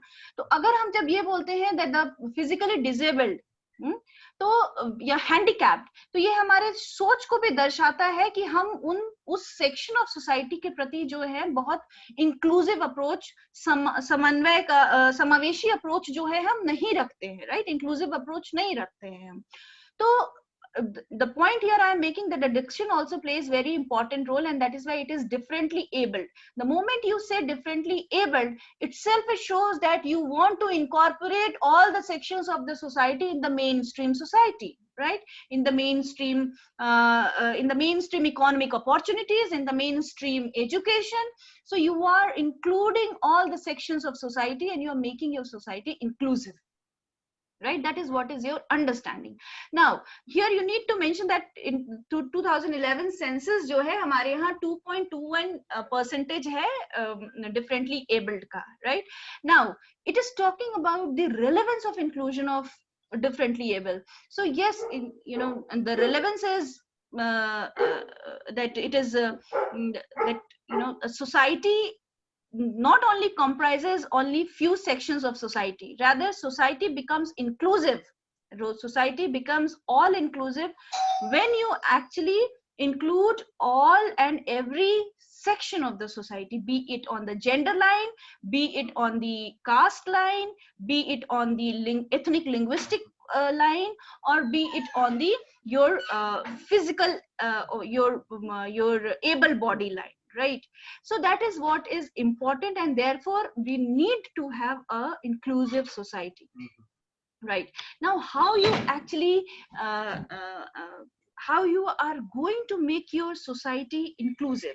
तो इस लाइन में इस दिशा में जो है in the context of differently able, there are certain remarkable, or you can say certain what you say, the steps which have been taken nationally and internationally. It is very important to mention here. For example, 1990 में, in 1990 there was the famous Dakar World Education Forum. You know, the Dakar 1990 में जोमेशन world declaration, जिसे हम 2000 में डकार world education forum के नाम से भी जानते हैं, जो उसको follow up किया. So this is important to mention that how Dakar framework and World Education Framework has, you know, given importance to inclusive education and participation of especially of differently abled section of the society, right? And when you actually participate and when you actually incorporate differently able section of society into mainstream, you are actually enhancing the efficiency of your enhancing the efficiency of each and every section of the society, and therefore you are also, you know, reaping the benefit on the demographic line. Now when I say this statement on the demographic line, that means when you are making your population named differently able more inclusive and more participatory, that means you are actually decreasing the dependent population. So when I say when you are decreasing the dependent population, that means you are reaping the benefit of demographic dividend. और जब आप reap करते हैं, जब आप अपने dependent population को ज़्यादा से ज़्यादा efficient बनाते हैं, तो you are actually making your society more progressive, right? So that is what the major relevance of this. So in that line I mentioned Dakar World Education Forum, right? And yet another remarkable landmark is Salamanca Statement, which was taken up in 1994, UNESCO ka Salamanca. It also highlighted that you know, the highest policy and the budgetary policy, a sufficient amount should be allocated towards making the differently able section of society more efficient and more accessible. You know, the making education, be it economic opportunity, making it more accessible to the to the differently able, so that they are incorporated into mainstream society. So Salamanca Statement, UNESCO ka 1994, is again very important. Yet another important development is, other than आपका sustainable development goal जो है, उसके पहले आया Bivako. It is also very important. Bivako is very famous. Bivako Millennium Framework for Action 2002. Bivako Millennium Framework for Action 2002. It also highlighted a comprehensive plan of action for inclusion. So Bivako Millennium Framework for Action 2002, it highlighted the comprehensive plan of action for inclusion, right? So therefore it actually advocated for barrier-free system for the differently abled section of the society, so that they are able to participate. They are just not the beneficiary of the economic opportunities, rather they are also the participant in the developmental processes of the society, right? Or obviously then you will be mentioning your SDG goals, which is very very important. SDG goal को आपको miss नहीं करना है, वो तो it should be, you know, figuring out in your answer. So that through these remarkable steps which are being taken up, you need to mention that when you include these section of the society, you are actually changing your perspective, your mindset, that they are no more dependent. And when you include every section of the society, your society progresses and develops on the every line. So they are just not the beneficiary, rather they are participant in the economic opportunities and the progress and developmental approaches and programs, right? Any doubt? और आप बाकी भी schemes डालेंगे जो कि answers में हमने mention किया. सुगम्य भारत स्कीम कैसे ये हाईलाइट करता है कि you are actually you know, you are considering everybody as an abled body, right? And on that line this scheme has been formulated and carved out, right? Yes, ma'am. Any doubt you can ask.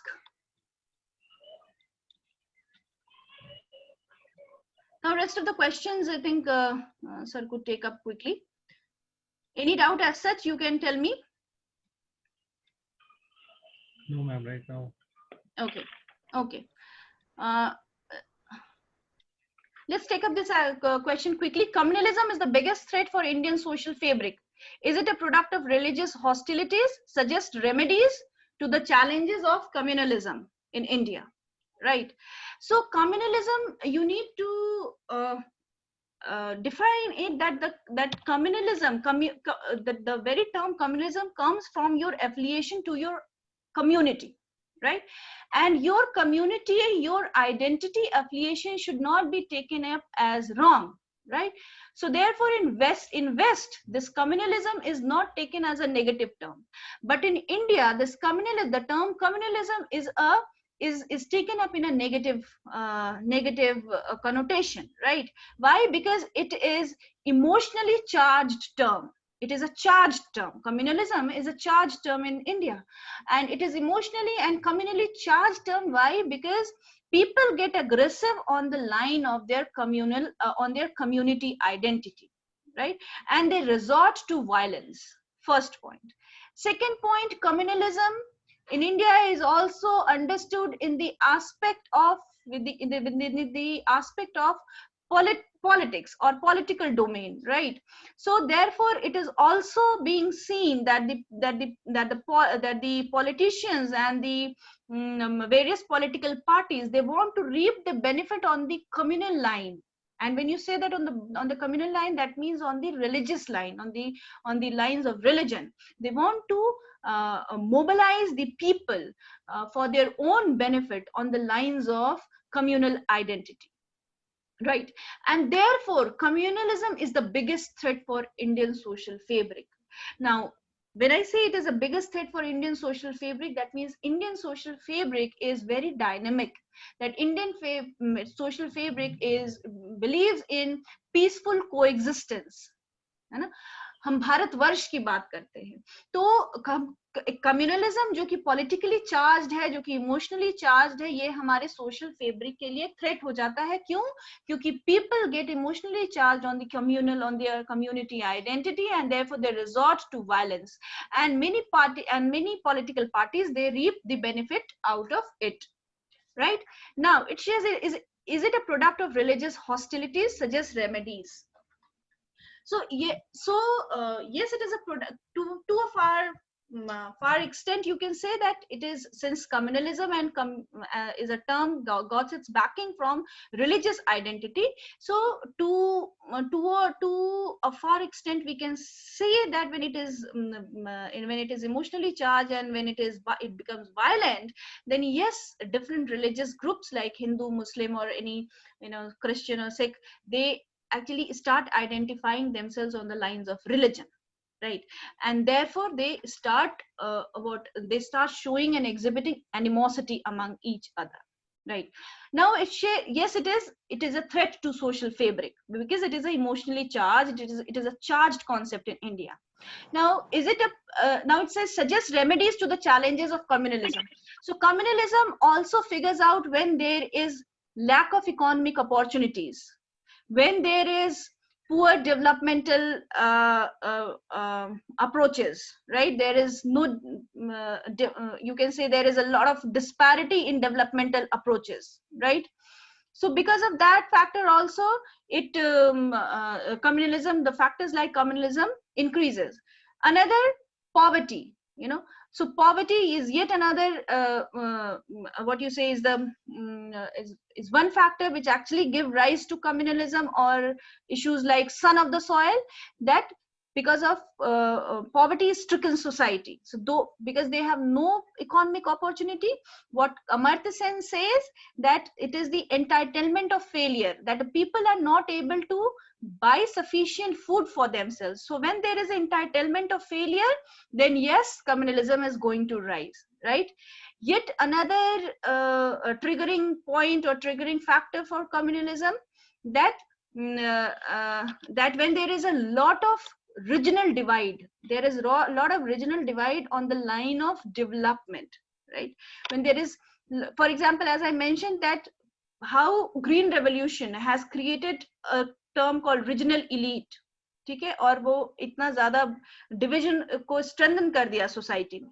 सो इस तरह के अगर disparity laden developmental approaches रहेंगे और अगर इस तरह का फैक्टर रहेगा, so it will lead to communalism. Now how can you provide the remedies? The remedies are, you need to provide better education opportunities for everybody, right? For all, education for all should be the motive, because education not only gives you economic opportunities, it also enhances your perspective, is also changes your opinion towards everybody and towards your society, right? Also that that the various machineries and institutions should take care that the politics is not played along the caste line. The moment it is played along the caste line and the community line, it is going to enhance more and more, it is going to give rise to more and more communalism in the society. Why? Because communalism ka jo benefit agar jo reap karta hai, they are being reaped up by the political parties, so that should be taken care of, right? And on the other hand, the efforts of various you can say that the efforts of various reformers should be highlighted, from across the region and religion. That actually gives that gives what do you say, a better understanding towards the social fabric of India, that the social fabric of India is not based upon the issues of regionalism and communalism and religion and rather religion. Rather, it is based on the diversity, based on inclusion. Rather, it is based on we feeling, right? That should be highlighted everywhere. So these things are going to tackle the issues of communalism. So it is already written, value education and mass media can play a cardinal role in mitigating the communal tensions, right? Okay, so further the questions would be taken up by immediately, I think quickly, by Amit sir. I hope the things are clear. Any doubt, I'm here only to clarify, else I will just hand over the meeting to Amit Sinha sir. Ma'am, I have a doubt in the last question. Yeah, please go ahead. The one of the part of the question is, what is religion only the factor for rise in communalism? No, you have to say no, it is not. So what are the other factors that can be right? One is regional divide, one is economic factor, one is religious, one is political. Another is a lack of education. Another is lack of education. Yet another is, that is what I mentioned about Amartya Sensei, is failure of entitlement, that the people are not able to buy, for example, say even basic food for themselves, right? Yet another example is that government has to follow up more of welfare approach, that government has to be more inclined towards welfare approach. They have to cater to the needs of the excluded section of the society. They need to cater to the marginal section of the society, right? So yet another, it is this, that the failure of government, it shows that government has to take up more of welfarist approach, right?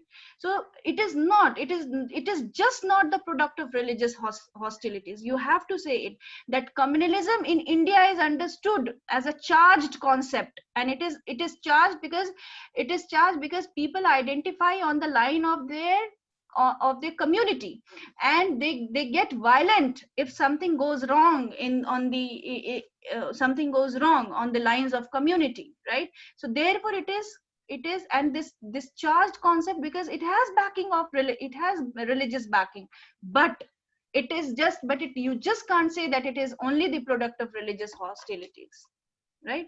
We can also write the importance of historical factor which gave rise to the communal tendencies in India. Such as? For example, if you see the last year, there was one movie released, and then protest in Rajasthan that the movie was not showing the positive aspects of the society of that area. I don't remember. Padmavat you're talking about. Okay. The name also of the movie was changed from Padmavati to Padmavat. So how can you say that it is communal? See, what do you want to, make a point over here? Ma'am, I wanted to say that because of identity of a small group of individuals, this this idea of communalism can be is generally seen as a spread all over the other parts of the country. For example, they took the issue of culture, and this impacted the movie aspect. The same things might be seen in the future also, which can impact the other sections or the other aspects of Indian society. Yes, yes, absolutely, you are right. You are right, Akshay. But the point, that is why, you know, in the conclusion there is it's mentioned that the role of mass media is very important, right? So role of media, mass media is equally important, and you need to highlight such issues which are actually not based upon communal lines. You know, when you actually, for example, you need to glorify the efforts being taken up to maintain the social fabric of India. That you need, that one, through various examples one need to glorify it. And yes, the issues like Padmavat and all, that it is one sided approach has been shown. But again, I would say that, you know, these are actually reaping the that some section wants to reap the benefit out of communalism, you know, and that has to be checked. तो ये जो religious backing से ज्यादा जो है, ये इसकी benefit कुछ specific section ही उठाना चाहते हैं, वो आपको ये चीज समझना है। और इस चीज को दूर करने के लिए हमारे पास सबसे बड़ा हथियार है, वो है education, और दूसरा सबसे बड़ा हथियार है सरकार का welfare approach, है ना, जो कि ये इंश्योर करे कि सबको खाना पानी और छत है रहने को, और इकोनॉमिक अपॉर्चुनिटी दी जा रही है।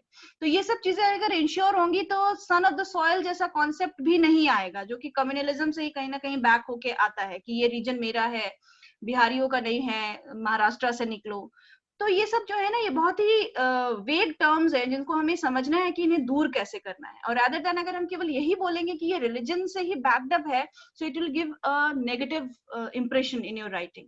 So take it a very progressive approach, that yes, certain kind of mass media, certain kind of films and documentaries, it shows, it gives rise to communalism, but that has to be checked. That how you need to write in your answer. Yes, anything else? Okay, so thank you. My question. Yeah, please go on. Ma'am, just like the question on secularism of comparison between Indian and Western secularism. Yeah. Can we expect a question on comparison of Indian feminism and Western feminism? Feminism हो सकता है, आ सकता है आपको Indian और western feminism के term पे, लेकिन इंडियन फेमिनिज्म ऐसा सच कुछ रहा ही नहीं है। इसीलिए इसका जो क्वेश्चन का जो टर्म है, यही इटसेल्फ थोड़ा सा वेग है, क्योंकि फेमिनिज्म जो है वो, जैसे मैंने मेंशन किया कि ये वेस्ट से शुरू होता है, और वेस्ट में भी स्पेसिफिकली फ्रेंच रेवोल्यूशन से मेरी वुलस्टोनक्राफ्ट का बहुत बड़ा इसमें रोल रहा है, कि कैसे उन्होंने हाईलाइट किया कि विमेन को जो है पॉलिटिकल राइट्स नहीं दिए गए, सिटीजनशिप राइट नहीं दिए गए, और राइट टू वोट जो सबसे बड़ा फैक्टर रहा है, इग्नाइटिंग फैक्टर रहा है फेमिनिज्म इन वेस्ट को शुरू करने का। तो वहां पे औरतों को जो है इश्यूज उठा के फाइट करना पड़ा। But on the other hand in India, because of what ever you can say, because of foreign rule या ब्रिटिशर्स का जो है रूल रहा हमारे यहाँ, तो इसके चलते क्या रहा कि विमेन का पार्टिसिपेशन हमेशा से ही रहा हमारी फ्रीडम स्ट्रगल में।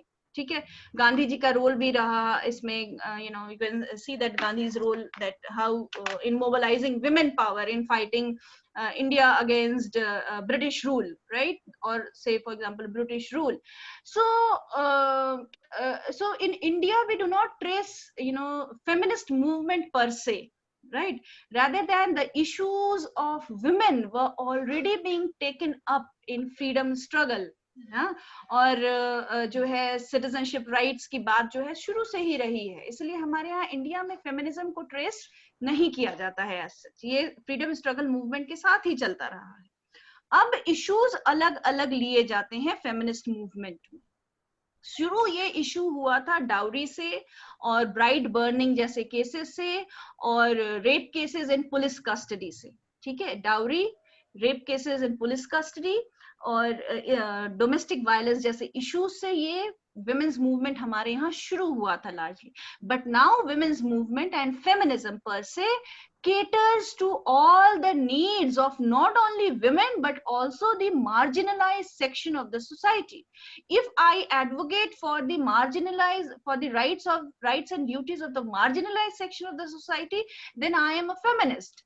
But if I am just highlighting the needs and issues of women only and somewhere negating the rights of another marginalized section of society, say for example any Dalit men, then I am not a feminist. So a feminist as a term is a very holistic term which has evolved over a period of time, that it talks about all the marginalized section of the society, right? It never talks about that women issues should be highlighted and the issues of men should be at the back. No, it never says so, right? So that what is feminism. And Indian feminism जो है वो freedom struggle के साथ ही शुरू होता है. तो as such question इस तरह से Indian feminism का आना मुश्किल है. ठीक है? Okay, anything else? Oh, ma'am. No, ma'am, thank you. Okay, thank you so much. Thank you so much. So just a break for 5 minutes and then sir will take up.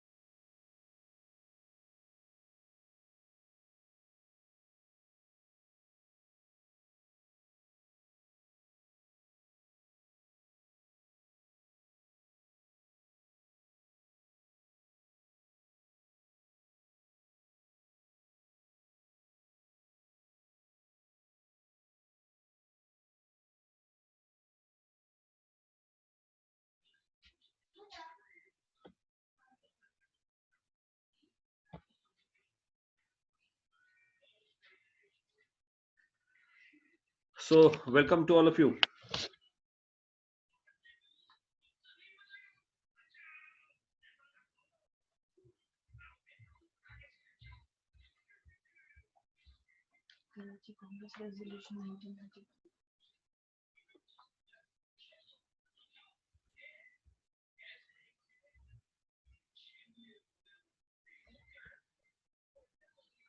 So then, how many questions are left now?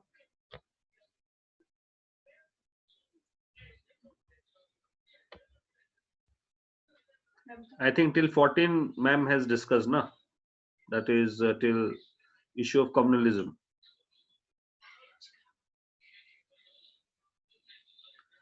So we have to start from how far the uniform age of marriage for boys and girls to 21 would bring the social economic gains to women in India, isn't it?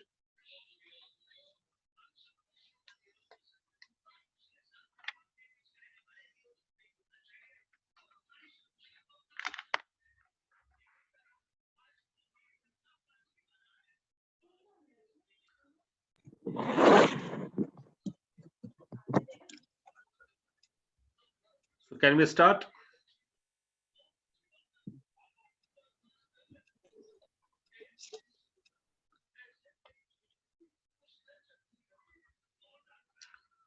All right, then I'm starting then. I believe that all of you are here. Yeah, I can see Akshay there. So I believe rest of you are also here.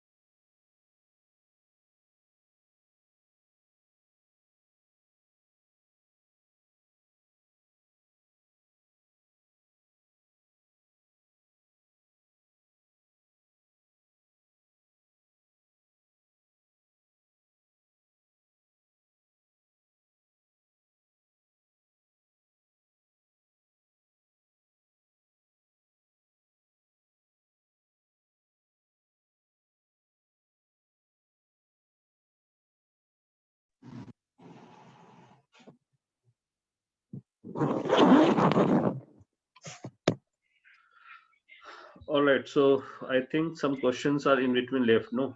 So can we first of all finish it up in one go, and then we'll come to the questions which are still left. So first of all, I'm discussing with all of you the question number 15, and let's conclude it, and then we'll move to those areas which are still left. Question number 15 is in the context of how far the uniform age of marriage for boys and girls to 21 would bring the social and economic gains to women in India. Explain. See, this question has been asked directly from the current affairs perspective. Although it appears to you that it is a part of your, I mean, of course, the syllabus of Indian society, but it is more relevant from the perspective of the current affairs only. And therefore, this question was framed. See here, what you are supposed to explain, first of all, that what is the issue all about? See, the issue is doing round the corner for last couple of years in India, especially Mr. Narendra Modi, the Prime Minister of India, had raised this issue in one of the election campaigns. All right, where he promised that he would be, of course, bringing up the age of marriage for the girls, so that the girls should actually get their due rights in the society, especially the educational and economic rights. Because of early age marriages, they actually have been deprived of their educational and economic rights in this country. That's what actually was the Prime Minister's statement. Now, afterwards, it actually became also an agenda of the government, because in the budget 2020, in fact, on the floor of the parliament, even the Ministry of Finance has reiterated the same thing, that they're going to, of course, work out for the age of marriages for the girls in India. Fine. And they only see promise to constitute also as expert panel to look into this issue. Fine. And that expert panel was finally constituted after 6 months of this particular announcement. In fact, in the month of only this July only, this particular committee was also constituted in India. So the committee under the chairmanship of Jaya Jetli. So Jaya Jetli committee has been constituted. All right. So if you have been thorough with the current affairs, probably must be knowing about it. So Jaya Jetli committee was constituted for the purpose of recommending not only the uniform marriage for girls to 21 in India, rather also for improving their economic and the health status, especially the health status also for the women in India. Fine, because of early marriages, early age marriages, the health are also being compromised in this country. So that's what actually also the domain of work for Jai Jetli. All right, so Jai Jetli committee actually was constituted. So in the backdrop of that one, the government is now in a completely, you can say, decision process making. That is what the government is going to now announce very soon by amending the act, and through this, the age of marriage is definitely going to be increased to 21 in India. Fine.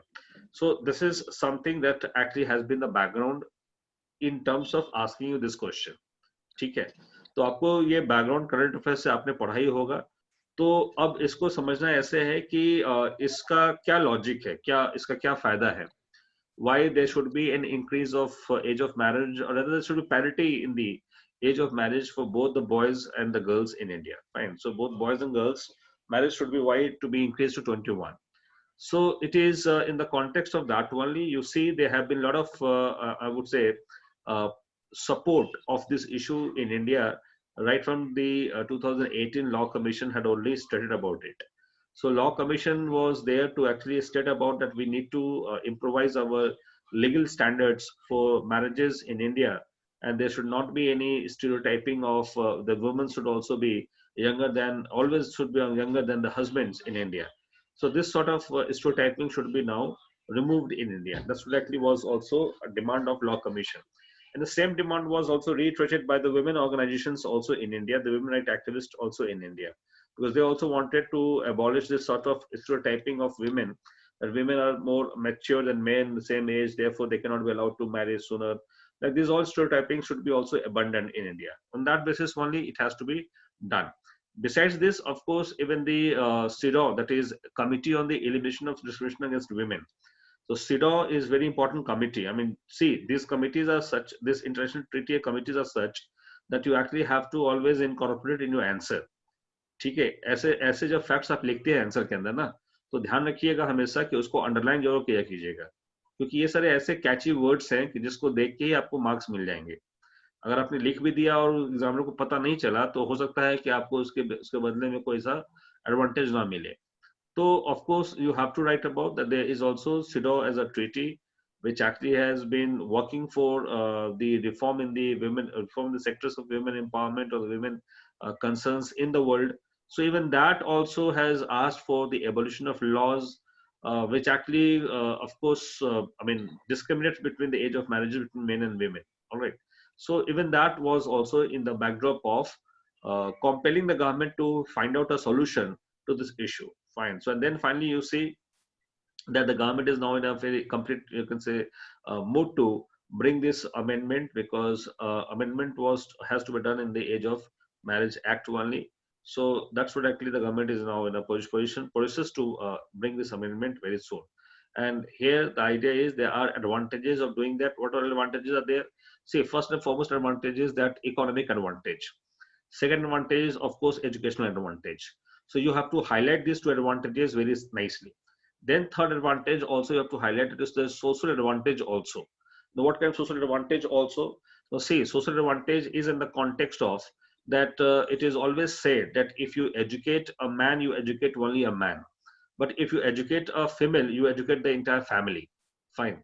So obviously the moment the women start getting the proper education, not only the education till the level of class 8 or class 7 or class 10th, but if they get also graduated, or if they also start pursuing their own career, then definitely it will also empower the other members of a family.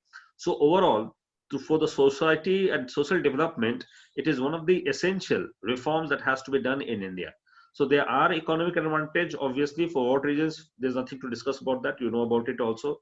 There are also the educational advantages in India, that you also know that there are very less number of women who pursue the higher education, and that precisely is the reason why the government had launched also various programs in terms of promoting the women to also opt the subjects like science. If you remember about STEM program, STEM program, all right, there is science, technology, engineering, all right, maths program. So government is also promoting this STEM program. Why? But for the empowerment of women, because it has been seen in India very few women they actually opt for the science stream of subject as the career, as their educational career, in fact higher education career, in fact. So the government is also providing promoting these all aspects today in our country. So obviously you have to highlight the economic advantages, you have to highlight the educational advantages, you have to also highlight the social advantages, and then finally while concluding you have to also highlight that with the educational, economic and social advantages, our goal of achieving 33% of reservation of women in the parliament would easily be achieved, because then the demand of reservation would lose its entire meaning. The demand of reservation for women in the parliament, that is 33%, has been there in our country for last so many years, in fact for last decade, in fact.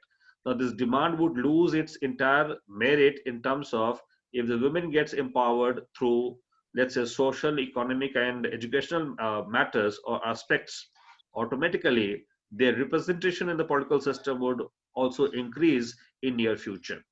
So exactly the issue of reservation would lose its entire meaning in near future in our country. That should be a conclusion. ठीक है, तो conclusion इस line पे करना है, ठीक है, उसको हाईलाइट भी करना है कि कितने अच्छे से आपने ये बता दिया कि वुमेन रिजर्वेशन जो इशू हमारे कंट्री में चल रहा है पिछले 10 साल से, वो इशू को आप इस तरीके से भी बिना उस पर कंट्रोवर्सी क्रिएट किए हुए उसको एड्रेस कर सकते हैं. ठीक है, that's what actually is the point. ठीक है, सो कंक्लूजन में ये बात जरूर डालना है आपको आंसर में. Fine, that was the issue to be written here in this question.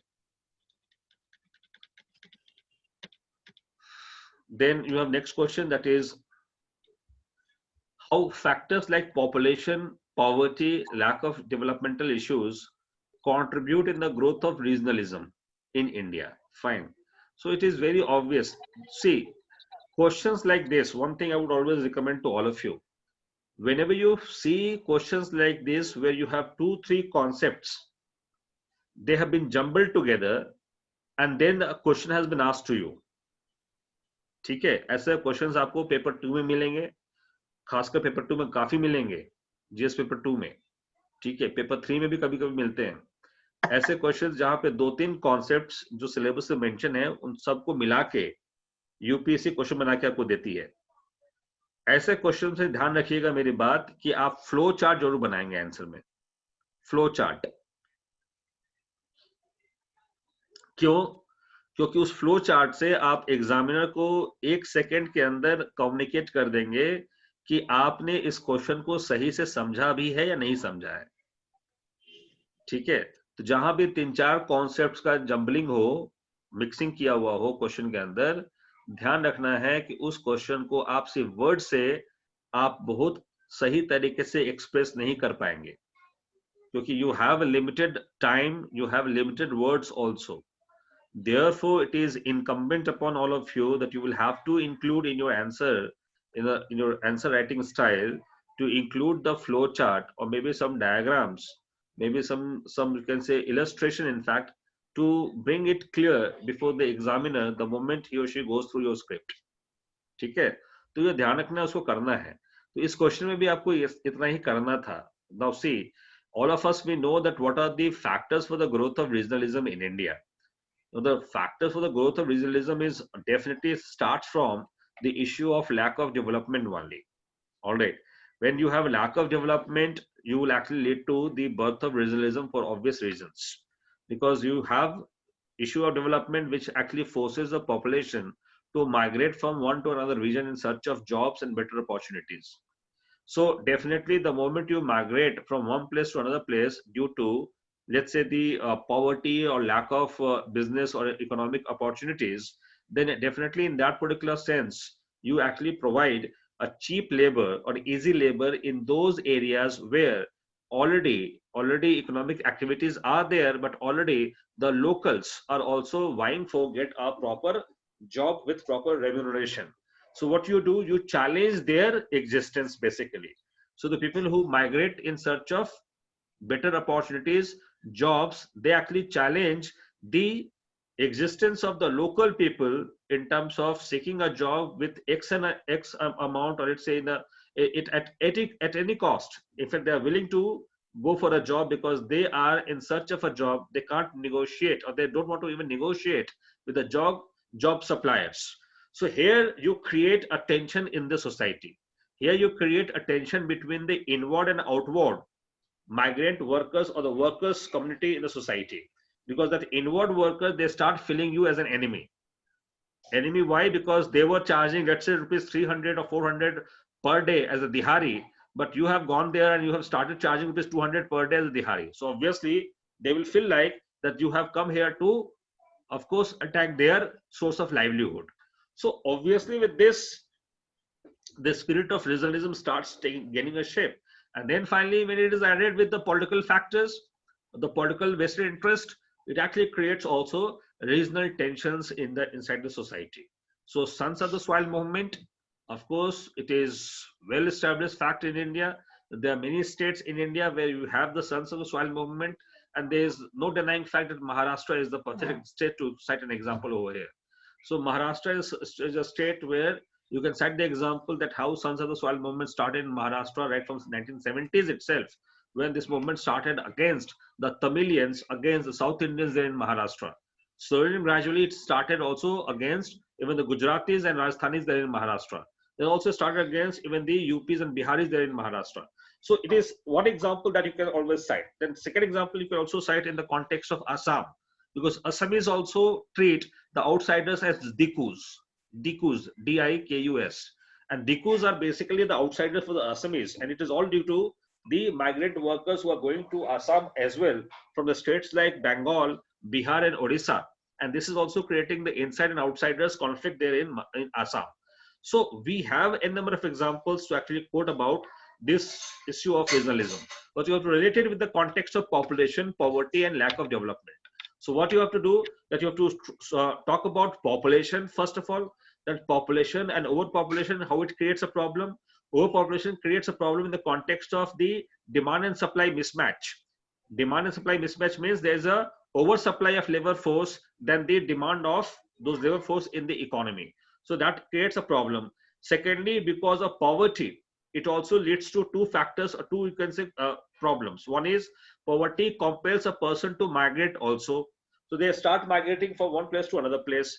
Secondly, due to the poverty also, they also start looking for a job even at a throwaway price. All right.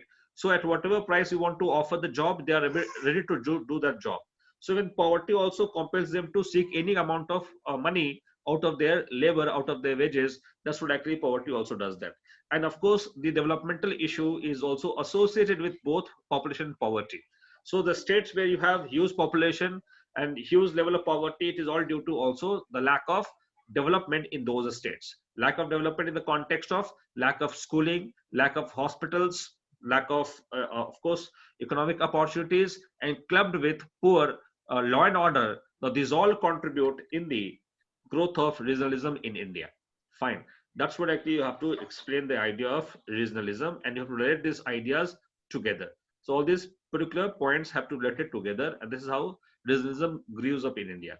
But since you're writing about the growth of regionalism, you have to also explain that regionalism per se is not negative concept in that way. Regionalism per se is not a negative concept, is something, a concept where you want to, of course, protect the interest of the region or interest of the people who live in your region only.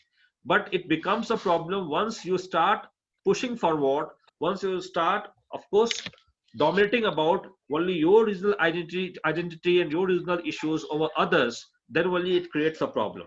All right. So till the extent you push forward the concerns of your common people or your community, till that context, it is all right. It is good enough to actually raise your regional aspirations to the national, to the international levels. That is good about regionalism. All right. The point is very obvious to know. If regionalism would not be there, then people of India would not come to know about what is the problem there in Maharashtra. If regionalism is not there, then people of India would not come to know about what is the problem there in Assam. And similarly, if regionalism is not there, then people of world will not come to know about what are the problems of the local people also of that particular state and that particular area. So regionalism in that sense is good to the extent of raising the common issues of a particular region. But when it starts dominating, and it starts exercising and exhibiting that their regional concerns and aspirations are more important, are more superior, or should even surpass the regional concerns and the interests of other regions, then it becomes a problem for your country, because that will lead to the spirit of even secessionism and separatism in your country. So regionalism can also lead to the birth of secessionism and separatism in your country, and that is where we have to put a check. That is where we have to create a balance, or whether create a barrier that regionalism should not increase to the extent of secessionism and also separatism. And Jammu and Kashmir is another case to understand it, because in Jammu and Kashmir also there is a spirit of regionalism among the Kashmiri population, but that have gone beyond the spirit of only safeguarding the interest of the Kashmiri youth, because here they want to dominate their aspirations over the national aspirations, and there only the problem lies, or problem is created for your country, for the country or like India, which believes in unity in diversity. Because now what has happened in case of Jammu and Kashmir, so in case of Jammu and Kashmir, it has gone to the extent of also surpassing the national interest, and therefore the government is in problem in terms of handling the affairs of Jammu and Kashmir. All right. So that is the issue that you have to highlight. And same thing also goes in the case of some of the states of northeastern region. All right, let's say Manipur also has a problem, same sort of problem in Manipur. Fine. So these are the problems that actually will crop up if regionalism is not tamed, is not controlled, is not mitigated to the extent of that it remains only in terms of raising the local issues than surpassing the national issues. All right, that should be your conclusion. ठीक है, तो इतना आपको लिखना है रीजनिज्म के अंतर्गत. Conclusion में ये बात होनी चाहिए आपके आंसर में. Then, हाँ, Sir, I have observed one thing that most of the questions from the Indian society are directly related with respect to the inclusive growth, the topic that you taught in economics, the first topic. Huh, huh, huh. These topics are overlapping with inclusive growth. So can we use all the points from that? Why not? Why not? I mean, in your answer, always try to include a word called "sabka saath, sabka vikas." So there is there's nothing wrong in that, and now you can also include "sabka viswas." Okay. So obviously, the government is working the same direction, and even in your answers, if you write on the same direction, it is always going to be rewarded. So there's nothing wrong in that, and that is actually the mantra of governance. All right, because the fact of the matter is that your entire social justice, that is also a segment that you have studied in paper 2, GS paper 2. Social justice is a combination of economics, governance, and society. So the common thing where all the three things overlap is actually called as social justice. Fine. So obviously these things are interlinked, in fact, in that way. Okay. So now you have another topic that is was in fact again in current affairs. So once a daughter, always a daughter, son is son till he's married. All right, a very popular statement made by Honorable Supreme Court. So of course it is in the context of the importance of extending property rights equal to all Hindu women in their empowerment. See, I mean, this is an issue which has been doing around the corner for last so many years. In fact, in India, especially the property right should be given to the female or not, or women in not in the family, because it has been in the past that there were certain judgments came from the Supreme Court only. uh, it was given by one bench judge or two bench judge, in which it was decided that women can get the right of property till the time that father is alive. All right, till the time the father is alive. And if the property has been given to them till the time father is alive, then of course women can also claim the right in the property. But of course, this recent judgment, this judgment which actually has changed the entire earlier judgments of Supreme Court. The recent judgment has come from Justice Arun Mishra. It is a three-judge bench, in fact, Supreme Court collegium, and that's the reason why it is more dominant than the other judgments of Supreme Court. The other judgments came in the context of one judge or two judge bench. In fact, this is three judge bench, Supreme Court collegium. So it actually has decided in favor of extending the right to the women, even the father is alive or not alive, it hardly matters. So if father is alive or not doesn't alive, still women in the family, they will enjoy the right in the property. And the most important thing is that it is going to be retrospectively executed. So in nutshell, if there has been any dispute in the past regarding the right in the issue of on the issue of property in a family, let's say property, now in that way this particular decision of Supreme Court is going to also impact even the past judgments that have come by the courts, whether the Supreme Court or High Court, even the local courts. So all those judgments are going to be impacted, and therefore this Supreme Court has also asked that within 6 months, if there is any complaint or any review petition filed by any petitioner, within 6 months, on the basis of this judgment, every court will have to review their past judgments. So that is going to be the major impact in the entire judiciary after this particular judgment. Fine. So having said that, the point is that this is an issue in the context of the Hindu Succession Act 2005. All right. Now on this Hindu Succession Act, what actually has been the point, the problem, that we have been discussing about the right of property on the basis of the legal books that were written in ancient times. All right. Ancient times, the books were written in the form of, let's say, Mitakshara. That was the family book, family law book, in fact. Mitakshara and Dayabhag, in fact. So Mitakshara is the largely followed family laws practices in India. And on that basis only, the family laws in India had been also drafted. All right. So Mitakshara and Dayabhag is followed in only in Assam and the region of Bengal, in fact. All right. But in overall India, Mitakshara school of family law was basically followed. So in that Mitakshara school of family law only, there has been a practice which was completely dominated by patriarchy only, that the law of primogeniture means कि कौन सा बड़ा जो लड़का है family में, that will actually rule the or command the entire control of the family. So the eldest of the son, eldest of the children would be now going to be the successor in a family. So this law of primogeniture was supported by the Mitaksha school of philosophy only. And since then only this practice was being followed in India, even in the Hindu Succession Act, the same practices also included. Hindu Succession Act came in 1955 initially. So it actually came in the same principle was also adopted in the Hindu Succession Act, in which the according to law of primogeniture, the head of the family would always be the male member. All right. So in that way, the male patriarchy was also exercised in the family or in the on the issues of family altogether in our country. So in this way, the things were going on till it was reviewed by the court only. So court reviewed, and when the court reviewed initially in 2001, 2002 only, the first judgment came, in which the court gave a favorable verdict in favor of the women only, in fact. And there they decided that now even daughters can also exercise the right in the property, provided if the father is alive and the father wants to also share the property among the daughters. All right.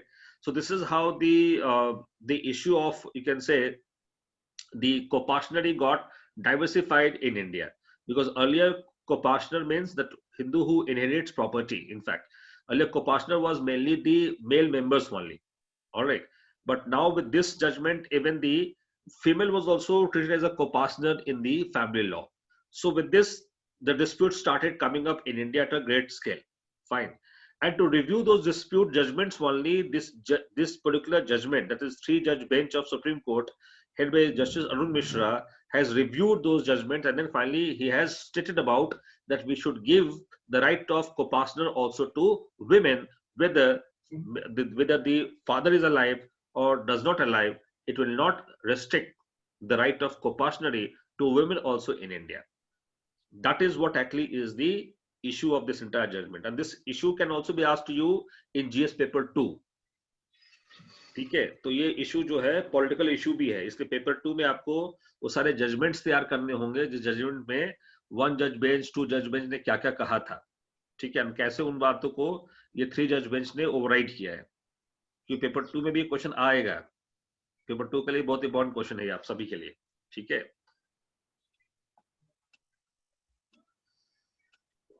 Fine. So in this sense only we have to understand this issue of this judgment basically. So there only Justice Arun Mishra made his statement that daughters always remain as a daughter only. A son remains a son till he gets married. All right. So that's what actually was a very famous statement made by the Honorable Supreme Court recently. So in this sense, we have to understand the point is what is the significance of this judgment, how it is going to empower the women. See, empowerment of women needs to be understood in the context of women have never been given the property rights in our country. And since there has been lack of property rights of women in our country, so obviously economically they have been very inferior with their male counterparts. Fine. So that has been the right from the family level discrimination started in this country. Then only we will talk about the discrimination of women outside the family level. But the discrimination started from the family level only in our country, and that's what actually has been the problem of India. So in this sense, this judgment is going to empower the women to a larger extent in terms of also demanding their equal rights in the ancestral property. And with this, even the women are going to be economically empowered sooner or later in our country. That's what actually is one, of course, significance of this judgment. Second is that there has been a lot of confusion also with the legal implications of Hindu Succession Act and its amendment. Now, definitely with this, even the legal ambiguity is also going to be addressed for once and permanently, because the three judges bench has decided it, so it is going to override over other judgments also, whether Supreme Court, also the other high courts in India. That's what actually is another important aspect. Fine. Then, of course, it is also going to provide the consonance, the constitutional spirit in the context of that we have been talking about the removal of gender discrimination in this country. We have been always advocating about that we should always empower women through our constitutional mechanisms also in this country. So it is also going to give a huge, you can say, support to the constitutional provisions as well in this country in terms of empowering the women, particularly in India. And as you say in your answer only, I have written it very clearly. Article 14 is going to be again supported by this particular judgment that has come from the Supreme Court recently. So these all are the significance of the judgment. But the point is, society India is still very patriarchal. Now with this judgment, probably there would be more female infanticide in our country, because now it is clear that female is going to be a claimant over the ancestral property. So definitely India will have to now take more precautions, because that is the pitfall of this judgment. See, I mean, you have to understand what was the reason, what was the main reason why female infanticide in India started being practiced right from the ancient or maybe medieval times. See, the main reason was that the property rights. The property right was the most fundamental reason behind the female infanticide in India, and then it became also the issue of dowry. And dowry is actually related to the property right issue only. Because what actually will happen when you start offering dowry, then of course you are also going to share the properties, in fact. So since dowry was a very, you can say, in vogue in India, it was compulsory in India. Of course, because of that only, property also had to be shared in terms of giving a dowry. So therefore, female infanticide was practiced among the Indian families, among the Hindu families, particularly in India. So this practice started, or genesis of this practice started from there only. Fine. So therefore, this judgment is again going to promote these evil tendencies among many families in India. So therefore, the government will have to be now very careful and watchful regarding all these practices in near future as well. All right, that's one thing. Secondly, point is that of course you have given the right to women, but the point is, are women really empowered to claim their rights? I mean, giving rights and claiming rights are two things. There are many things that are available for us. Probably there are many rights which are available also before all of us. But how many of us we claim our rights? Very few, because we don't have the legal awareness or so-called the time also to claim our rights. So the very basic point will also apply for the women. The women has got the right in the family property with this particular judgment. But the fact of the day is that how many women are aware of this judgment, and how many of them are aware of also the legal aids that are available to women to claim their right. So that is precisely the most denting factor in this entire judgment. All right. And till the time this notion of son preference in society is not removed, till the time that is not removed, because it is still very deep rooted in our society, if that is not removed, even by empowering them legally, would not change much on the ground in our country, because it is basically a socio-psychological disease in this country. So unless and until the socio-psychological diseases are not removed, and let me tell you, the socio-psychological diseases are not removed only through legal empowerment or legal issues. The fact of the matter is, you may have brought the Sati Abolition Act of 1829. So it does not mean that afterwards there was no Sati in India. All right, even afterwards, Sati practice was continued in India, and it actually took another decade, in fact, another 2-3 decades, in fact, in India, when the number of Sati was decreased in this country. It happened only due to the awareness and, of course, the social consciousness being created regarding or against Sati practices in India. So, in nutshell, the point is that, of course, legal remedy can provide you a catalyst to address the problem. But through that, you cannot address the issue of women discrimination in India outrightly. Therefore, we'll have to work for multi-pronged strategy will have to be adopted. Multi-pronged strategy will have to be adopted to really empower women in this country. All right. And there, what all strategies can we adopt? Of course, legal education among women, free legal aid among women. All right. And judiciary should also be proactive to address the women issues. Women issues should be addressed in specific women courts in India. Let's create women courts parallelly in India, in our country, to address all the issues of women on a fast track court. See, I mean, this is how you can really empower them. I mean, only by giving the judgment or giving the verdict will not empower them. It will empower only few of them, only few those who are still privileged, only those who can still fight the case in the court, only those who still have money to fight the case in the court.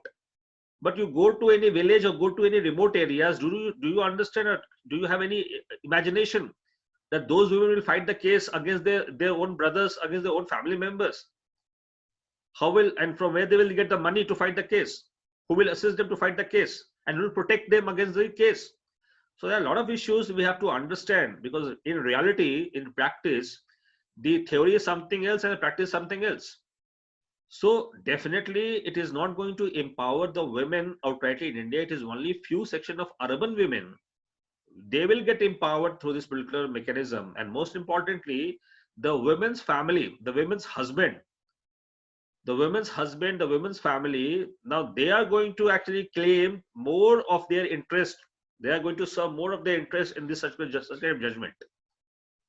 Okay? So that is another issue that is associated with this issue altogether. Fine.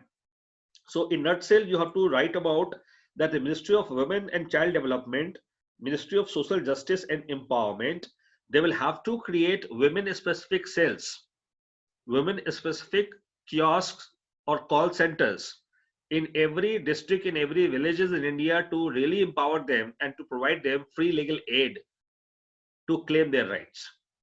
Fine. Then only this could be possible in the villages in India, in the urban areas, semi-urban areas in India. Even in metropolitan areas of India, still women are not so vocal for their rights. All right, that is the issue.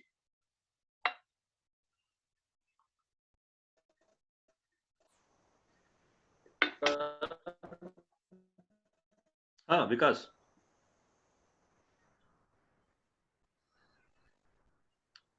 Some of these points, I think you need to check your internet connection. Your voice is breaking. like some of these points which you have just told, limitations, parents can be written on age, like royal aid and all the educations for of the fast track courts. Those points can be written in the question on age parity. Why not? Age parity question. You can always use the intersectional approach in writing your answer. What I can infer from your voice, which was breaking in between a lot, I could only infer that you want to ask that whether can we include these segments also in our answer, that is legal aid or fast track courts, etc. If that is a question, then I would say yes, why not? Then why not? Because you don't have to only, I mean, keep yourself from the social angle only to write an answer. Because it's a GS paper, obviously social angle would actually dominate in your paper, in your answer, if you're writing the answer in the Indian society. But you can also include the content from other subjects as well to support your argument.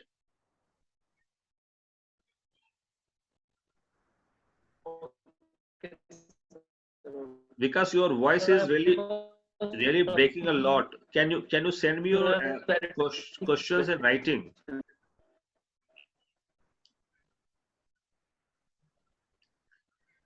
Okay, sir. I'm unable to understand your words. So you can send me your question in writing so that I can read it out and I can explain to you.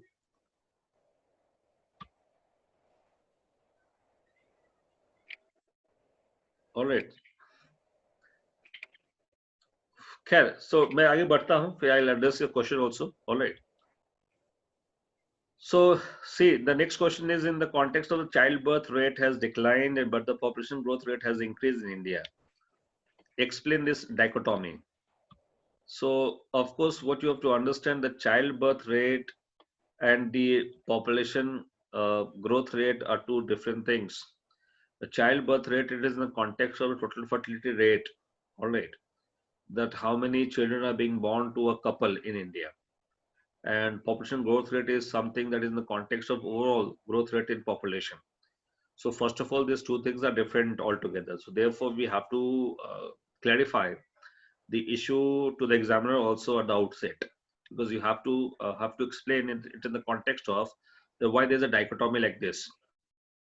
So in nutshell, what you have to explain that since already we have a huge population in this country, and expectedly our population is going to even surpass the population of other countries in the world, and we are going to be one of the most populous country by 2100 itself, according to many of the estimation.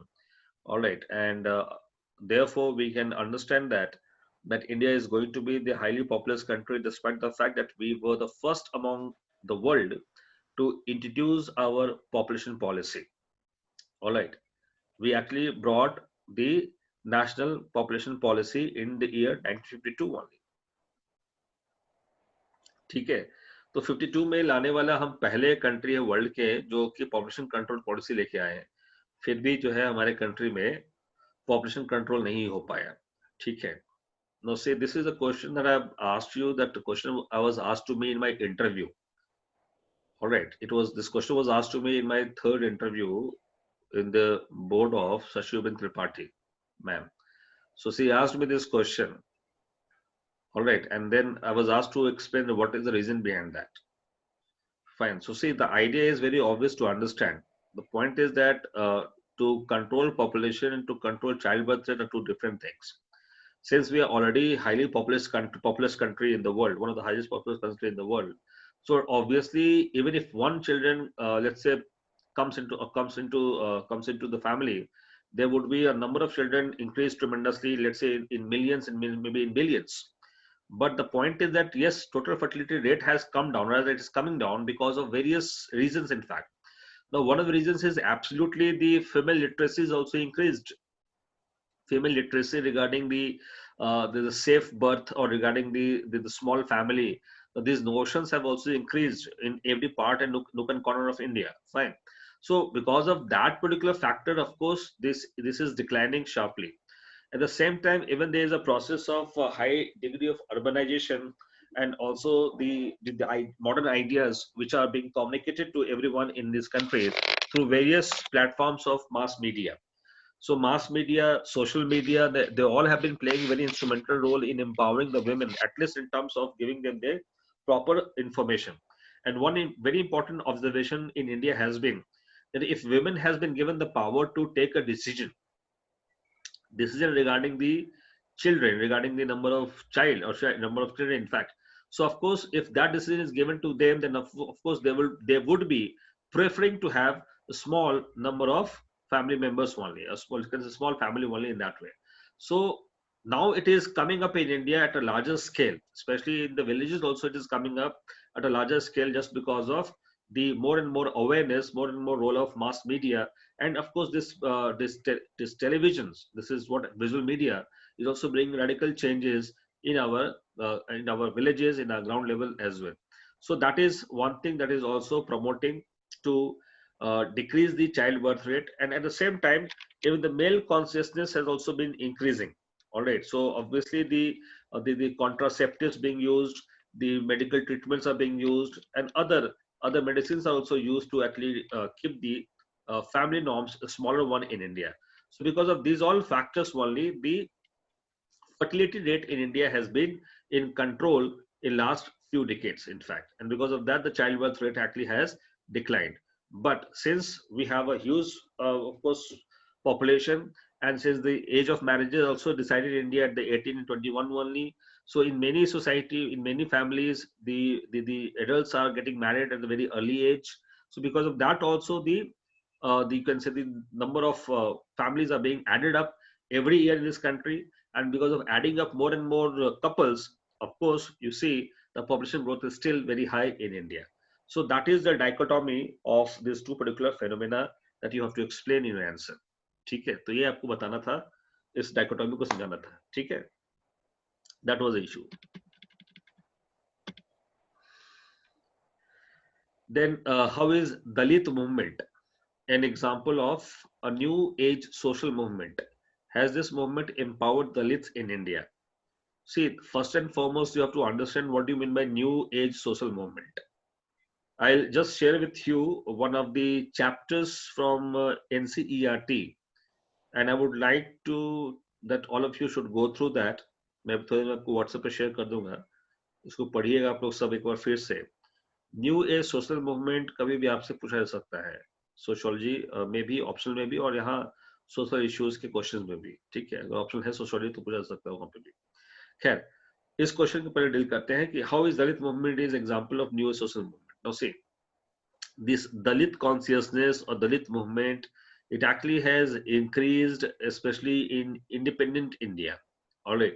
So before independence, it was particularly in the context of the deprived and disadvantaged communities, and their issues were being raised by the so-called leaders of their society or leaders of the deprived communities in India. And of course, there's no doubt about it. There's no denying about this particular fact that Dalit is a very holistic term. It's a encompassing term. It does not only include SC or ST. It also includes OBCs. It also includes women. It also includes all those people who actually have been, of course, deprived, who actually have been forced under deprivation and forced under the stage of disadvantages in India. So the people who have been exploited, who have been deprived with the basic rights, basic socio-economic and political rights, they all actually Dalits, in fact. So Dalit is basically an encompassing term. That's one thing you have to understand. Second, that of course, the new age social movement is in the context of not only demanding the issue of economic inequality, which was actually the major issue right from the beginning in India. The social movements were there also during the time of India's freedom struggle. But those freedom struggle social movements were mainly focusing upon the economic issues or economic equality among the people out there who are in the list of Dalits or in the list of so-called deprived communities. ठीक है, लेकिन new social movement में हुआ क्या कि economic inequality के beyond भी ये बात करने लगे. ठीक है, इकोनॉमिक इनइक्वालिटी ही सिर्फ नहीं, rather they also started demanding that they should be given equal representation in politics. They should be given the right to protect their cultural and their so-called traditional you can say aspects of their society. Fine. They started also demanding that the not only class-based inequality should be eliminated, but also their cultural, their traditional, their social practices should also be protected in this country. So this is how the new social movement has given a new identity to Dalit movement. So today Dalit movement is not actually demanding their economic rights or demanding their economic, you can say, place in the society. Rather, they're also demanding their political and social, cultural aspects, cultural, you can say, rights in the society. So therefore, today's Dalit movement has become highly encompassing in terms of bringing all these domains together in their movement. And that's what actually is today's Dalit movement is all about. Fine. So now the point is, has this movement empowered Dalits in India? So point is, what do you mean by empowerment? See, empowerment is again a very holistic term. It does not only mean one social empowerment or economic empowerment. Rather, empowerment means that whether Dalits are able to take or whether they are able to participate in the decision-making process or not. Because unless and until they are not able to participate in the decision-making process, then they are not empowered. So decision-making word is very important for empowerment. Now this decision-making can be used for economic decision-making, political decision making, social decision making, family decision making. So everywhere, if the Dalits are having the right to go for their so-called decision making process, then only they can be called as empowered. Fine, that is one thing. Now, has this movement empowered them? So they will write that partially yes, but there's a long way to go. Partially yes, in what sense partially yes? In the sense that since Dalits are being promoted by the state in terms of both educational and economic opportunities, so obviously the representation of Dalits have increased in all the fields in India. What was the representation of Dalits in 1950s and what is representation of Dalits in 2020? It varies a lot. So politically also they have been now getting the representation, especially you can write about The social mobility has been achieved due to this political representation only in many parts of India. For example, you can also quote about the examples of, let's say, the Bihar politics, UP politics, all right, and some other parts of India, even Tamil Nadu politics. So you can see that in these states, particularly Bihar, UP, Tamil Nadu, here the Dalits have been the major center of power in our country for the last 3 to 4 decades. All right. So that is what actually indicates that they are really being empowered. There's no doubt about it. But since there is a huge population in this particular category, since there's a huge population in this category, so there's a long way to go to empower everyone. Until the time the last man is not empowered, we can't claim that everyone is empowered in Dalit community. So therefore, the government will have to go to even address the last men of the society, which unfortunately also belong to the Dalit community only. Fine. So that is how Dalit empowerment issue has to be explained by all of you. All right. So this is what actually would be your answer.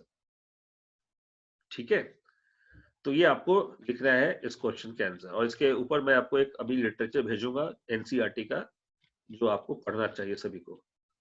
So these all questions have been discussed. Then I think someone told me that 1 or 2 questions have been left in between. Just let me check what all questions were left. Question number 5, okay, is to be discussed, as Anmol said. Fine. Then question number 5. Okay, so let's first discuss question number 5. In between, if anything is left, you can also tell me, then we can discuss that question also.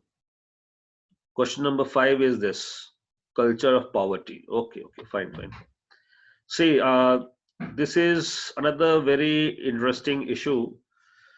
Question number 5, that what do you mean by term culture of poverty? And I have sent you IGNOU booklet, and there it is very nicely written over also. ठीक है, IGNOU booklet मैं share किया था आपसे 2-3 दिन, पता नहीं कब किया था, जो भी है उसमें होगा, उसमें बड़े अच्छे से इसको दिया हुआ है. Now see, there are a few concepts of poverty from social perspective only, and therefore we have to know about these concepts when we write an answer. Now, idea is that like this way, probably there may not be any question asked by UPSC. Exactly like this way, they will not ask you the question. But for definite reasons, they can always ask you a question that whether you believe that poverty in India is a social issue, a social problem, or whether it is a problem of multidimensional deprivation. So this question can be asked to you. Are you getting a point? They can ask you a question regarding the nature of poverty in India. And what would be the question? Question would be, do you agree that poverty in India is a social issue, or it is due to the multi-pronged deprivation in the society, or multiple deprivation in the country? So what is your understanding about poverty in India? So in that way, you have to use this word called culture of poverty. Now, since culture of poverty actually has a different meaning, a meaning was given by Oscar Lewis, and this is a negative concept. Let me tell you at the outset. Culture of poverty जो concept Oscar Levi's ने दिया था वो negative concept था. क्यों negative concept था? उनका ये मानना था कि समाज में जो गरीब हैं वो गरीब ही रहना चाहते हैं. उनको आप बहुत कुछ करके भी आप उनको अमीर नहीं बना सकते, उसको अच्छा नहीं कर सकते हैं. सो इनका जो पर्सपेक्टिव था जो कल्चर ऑफ पॉवर्टी के प्रति, वो ये था कि पॉवर्टी जो है समाज में रहेगा, and it is going to be a part of your culture. It is going to be part of your subculture in the society. ठीक है. और इसमें जो गरीब है वो हेल्पलेस है, वो डिपेंडेंट है, वो मार्जिनलाइज्ड भी है, उनके पास ना रिसोर्स है, ना उनके पास कोई पावर है कि वो उसको यूज करके आगे वो बढ़ पाए, और इनफैक्ट वो बढ़ना चाहते भी नहीं है. That's why it was another very important dimension given by the perspective of Oscar Levi's. So he also said that they also do not want to, of course, come out from this particular cycle of poverty. Fine. And since they don't have resources to come out from cycle of poverty, you do whatever you want to do, but still poverty can't be eliminated in the society or from society altogether. Now, ये जो concept उन्होंने दिया था, ये America में इस concept का काफी उस समय चर्चा हुआ था. इससे चर्चा हुआ था कि अमेरिकन सरकार जो है वहां पे काफी पैसा खर्च करना चाहती थी कि पॉवर्टी वगैरह जो है, अनएम्प्लॉयमेंट वगैरह अमेरिका में ना दिखे. ठीक है. तो उसी कॉन्टेक्स्ट में इन्होंने एक काउंटर थ्योरी दिया था कि आप कितना भी कोशिश कर लेंगे तो भी पॉवर्टी आप हटा नहीं पाएंगे। तो इस तरीके से कल्चर ऑफ पॉवर्टी का कॉन्सेप्ट जो है एक बहुत ही पॉजिटिव कॉन्सेप्ट बन गया पूरे वर्ल्ड में, ठीक है। तो इसलिए मैंने कहा कि ये नेगेटिव कॉन्सेप्ट है। क्यों नेगेटिव कॉन्सेप्ट है? क्योंकि ये मान चुका है कि सोसाइटी में पॉवर्टी रहेगा, ये मान चुका है कि कल्चर का पॉवर्टी पार्ट रहेगा, तो उस हिसाब से पॉवर्टी को आप चाह के भी नहीं हटा पाएंगे। यही पे इस कॉन्सेप्ट में प्रॉब्लम है, क्योंकि पॉवर्टी जो है it may be a social phenomena, but it is also, or rather it starts with the economic deprivation only. And since it starts with the economic deprivation only, so therefore the role of state becomes very paramount. And paramount in what sense? The state will have to ensure that they should be given the equal economic opportunities in this country. All right. And what kind of equal opportunities in this country? Equal opportunities in this country in the context of providing them educational and economic opportunities to exercise their of course their rights, exercise their freedom of their livelihood, and because of that only they can come out from the vicious cycle of poverty in our country. So the theory of Oscar Lewis was not at all, or rather it is not at all applicable today in today's circumstance. And most important fact about poverty is even the rich wants that there should be some poverty or there should be some poor people. Why? Why the rich will want why there should be poor people? Because who will serve the rich people? Who will serve the rich people? Who will drive the car? Who will clean the garden? Who will cook the meal? Who will wash the clothes? All right, who will act as a domestic assistance? So the fact of the matter is poverty has emanated from society only, and it is society only which nurtures poverty. And the best example you can see, in whichever area you have the high degree of advancement in your country, you notice high degree of progress in your country, you will always find in those locations a good number of ghettos, a good number of slum areas in your country. आप जहां जहां देख लीजिए high rising buildings हैं, बड़े बड़े MNCs हैं, बड़े बड़े कारें चलती हैं, बहुत बड़े बड़े रोड्स हैं, उसके आसपास के एरिया का आप सर्वे कर लीजिए, ज्यादा दूर नहीं, मात्र 5 किलोमीटर पेरिफेरी में आप सर्वे कर लीजिए। उस 5 किलोमीटर के पेरिफेरी में कम से कम आपको 4-5 स्लम एरिया मिल जाएंगे। क्यों? क्योंकि वही स्लम एरिया उन बड़े बड़े इमारतों को साफ करता है, ठीक है। So the point is very obvious to be understood that it is society which nurtures poverty. Therefore, neither society nor the state can disown their responsibility to eliminate poverty in a particular given region, a particular given state. So both state and society are responsible to nurture and also responsible to eliminate poverty. So it becomes incumbent upon society to also eliminate poverty. So we cannot justify that poverty will remain. Poverty cannot be removed the way the Mr. Lewis has justified long back. All right, that should be your conclusion. ठीक है? तो Oscar Levi's को आपको criticise करना है आपके answer में, यह ध्यान रखना है आपको, ठीक है ना? Fine. So any other question? इसके अलावा और कुछ बचा हुआ था क्या? Question number 7। Question number 7।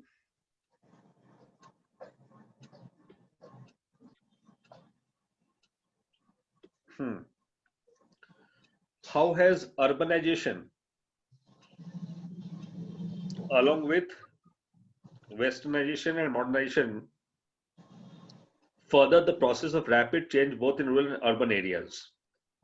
बहुत ही शानदार सा क्वेश्चन है, क्योंकि इसमें 3-4 कॉन्सेप्ट मिला हुआ है, और मैंने आपको जस्ट बताया था कि ऐसे ही क्वेश्चंस अब यूपीएससी देगा बना के आपको। अब सिंपल सिंपल वो देगा नहीं, वो सिंपल सिंपल देने का सारा समय खत्म हो गया उसका, अब क्वेश्चन बचा नहीं सिंपल देने वाला, वो बना ऐसे 3-4 क्वेश्चन को घुसा के एक साथ देगा आपको question.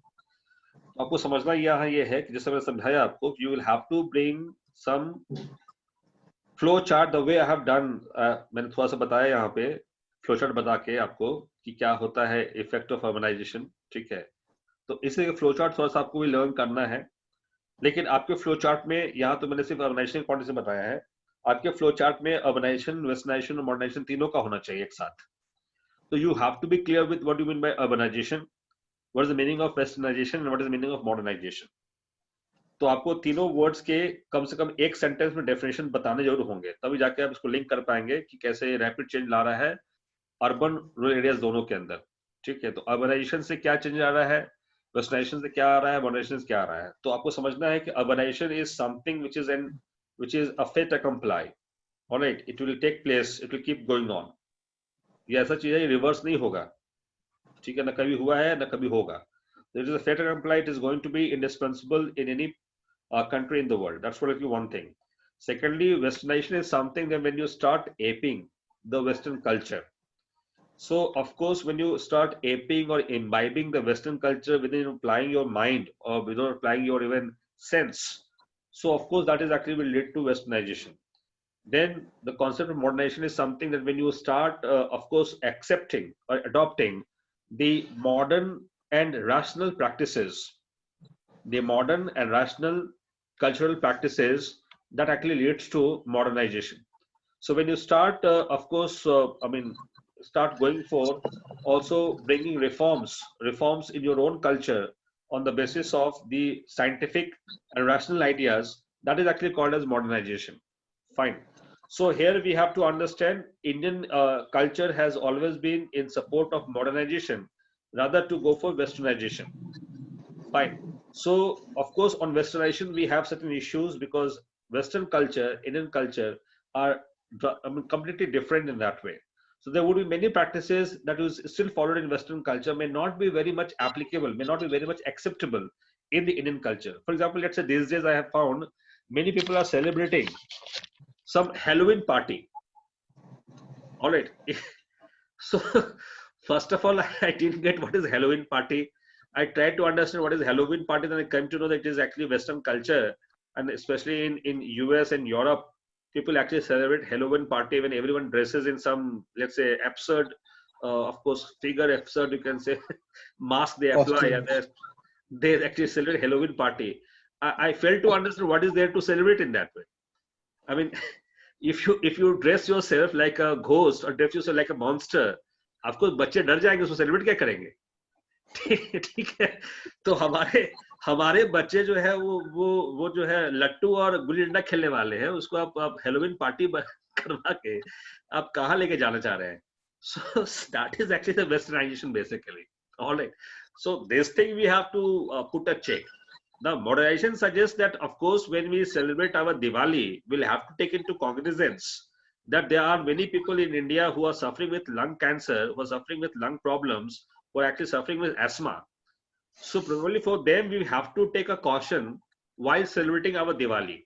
So that is called modernization. Fine. But when you go for Halloween party, it's called westernization. So this is something we have to understand that how these are going to, or rather these are bringing rapid changes in both rural and urban areas. Fine. So in rural areas also people start, let's say, adopting some modern practices, specifically in the context of, let's say, going for education, or going for, let's say, health practices, health checkups, etc., which they used to always avoid. I mean, of course, even if they hardly used to go to the primary health centers to have a regular checkup. But now they've started adopting and accepting all these practices gradually and slowly. That is something, of course, will be called as modernization. Fine, that is actually welcome change in our country. But westernization, of course, it is not at all a welcome change outrightly in that way. So in that way, you have to write about the impact of, in fact, globalization only on the rural and urban culture.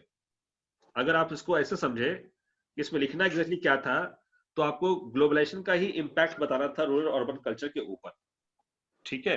उसमें सिर्फ urbanisation और westernisation के words को use करना था, बस इतना ही करना था इस क्वेश्चन के अंदर. So in this question we have to write the positives and negatives of all the aspects. Yes, you have to write positive, negative, all the aspects. So in fact, westernization itself is a negative concept in that way.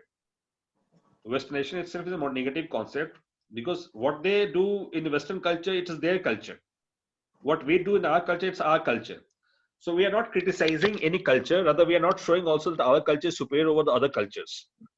But the point is very obvious to understand that we have to understand that if the Western culture having certain modern ideas, so rational ideas, we do have to adopt it. And when we adopt them, it is called as modernization. All right, that is the point. Okay. Yes. All right, then I hope this is done now.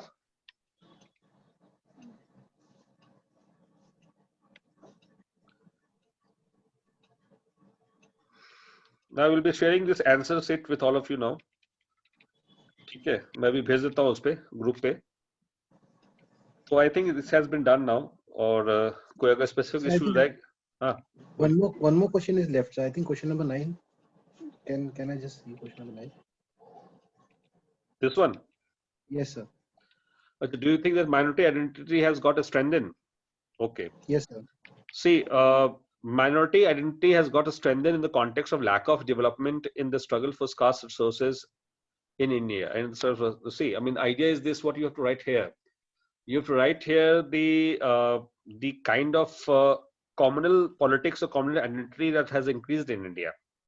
So first of all, what you have to explain here, you have to explain about that what is minority and how do we protect them through our constitution. Fine. So of course you will have to explain briefly about that how Indian constitution provides equality for all citizens with the minority or majority in that way. Then you have to also explain about what is the minority identity. Minority identity is actually the common consciousness on the lines of the minority religion or minority community in that way. So it can be interpreted in both the ways, religion and community both. Fine. So of course on that lines, when they start talking about the minority consciousness, when they start demanding about the rights of minority, when they start putting forward the issues of minority to the national front, then that is actually good for the economy, good for the country also. Fine.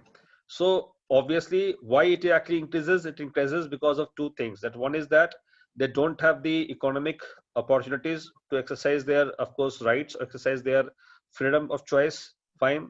Second is that, of course, due to the lack of resources, that is educational, capital, of course, they are unable to also exercise their full rights in educational and other sectors. So due to these factors only in the last few decades in India, we have seen the minority consciousness have increased tremendously. Fine. And that's how we are now, I mean, of course, analyzing that whether you see the minority organizations, minority commission has been formed by the government for the welfare of minority community. Then similarly, we have also got some NGOs which are working in the field of minority organizations and for the welfare of minorities in India. So these things actually have emerged tremendously in this country. And if you see the recommendations of Sacher committee, the Sacher committee was there for the minorities, especially the Muslim minority, because it is the largest minority community in this country. So from Sacher committee's perspective, of course, Muslim has lagged in every field in India, whether the educational field, employment field, the health indicators. So everywhere they are lagging, and because of that only there is a rising discontentment among this particular minority in India. So to address them, it actually recommended to the government of India to bring many minority welfare schemes and programs in this country. Fine. So this is how we have to explain about that Sacher committee's recommendation. Fine. Then again, Rangnath Mishra committee was also there, which also recommended to improve the conditions of minority. Okay. So these things you have to include in your answer in terms of explaining that how economic factors, lack of education, employment opportunities, they actually have increased more and more minority, you can say, consciousness in this country. But at the same time, you have to always remember that you have to write that this minority consciousness is always a middle class phenomena. It is always a middle class phenomena, and it is a middle class phenomena. Since it's a middle class phenomena, so it is actually the educated minority people. They they are instrumental in raising the minority concerns and issues in India. Fine. So they have been raising the minority concerns and issues in India, and at the same time, this is the same educated class minority population which also try to serve their vested interest as well, vested political interest as well, in terms of raising the minority community and raising the fake issues like the minorities are in threats.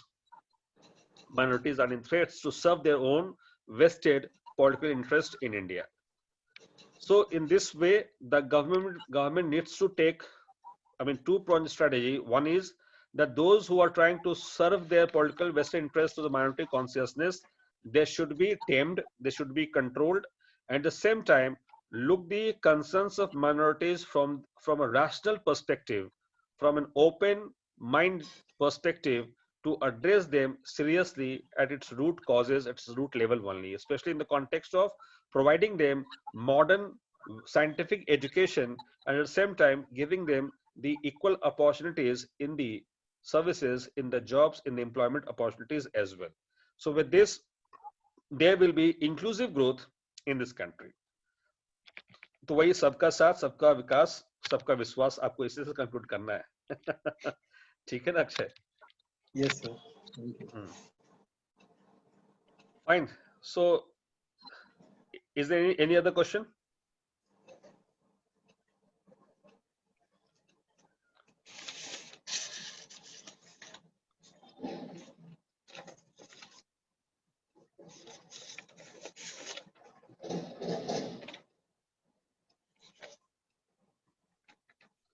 We have discussed, no?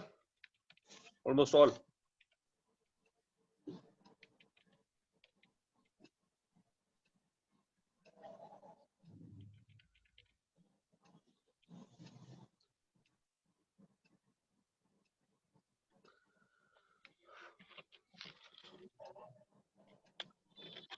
Anything is left still?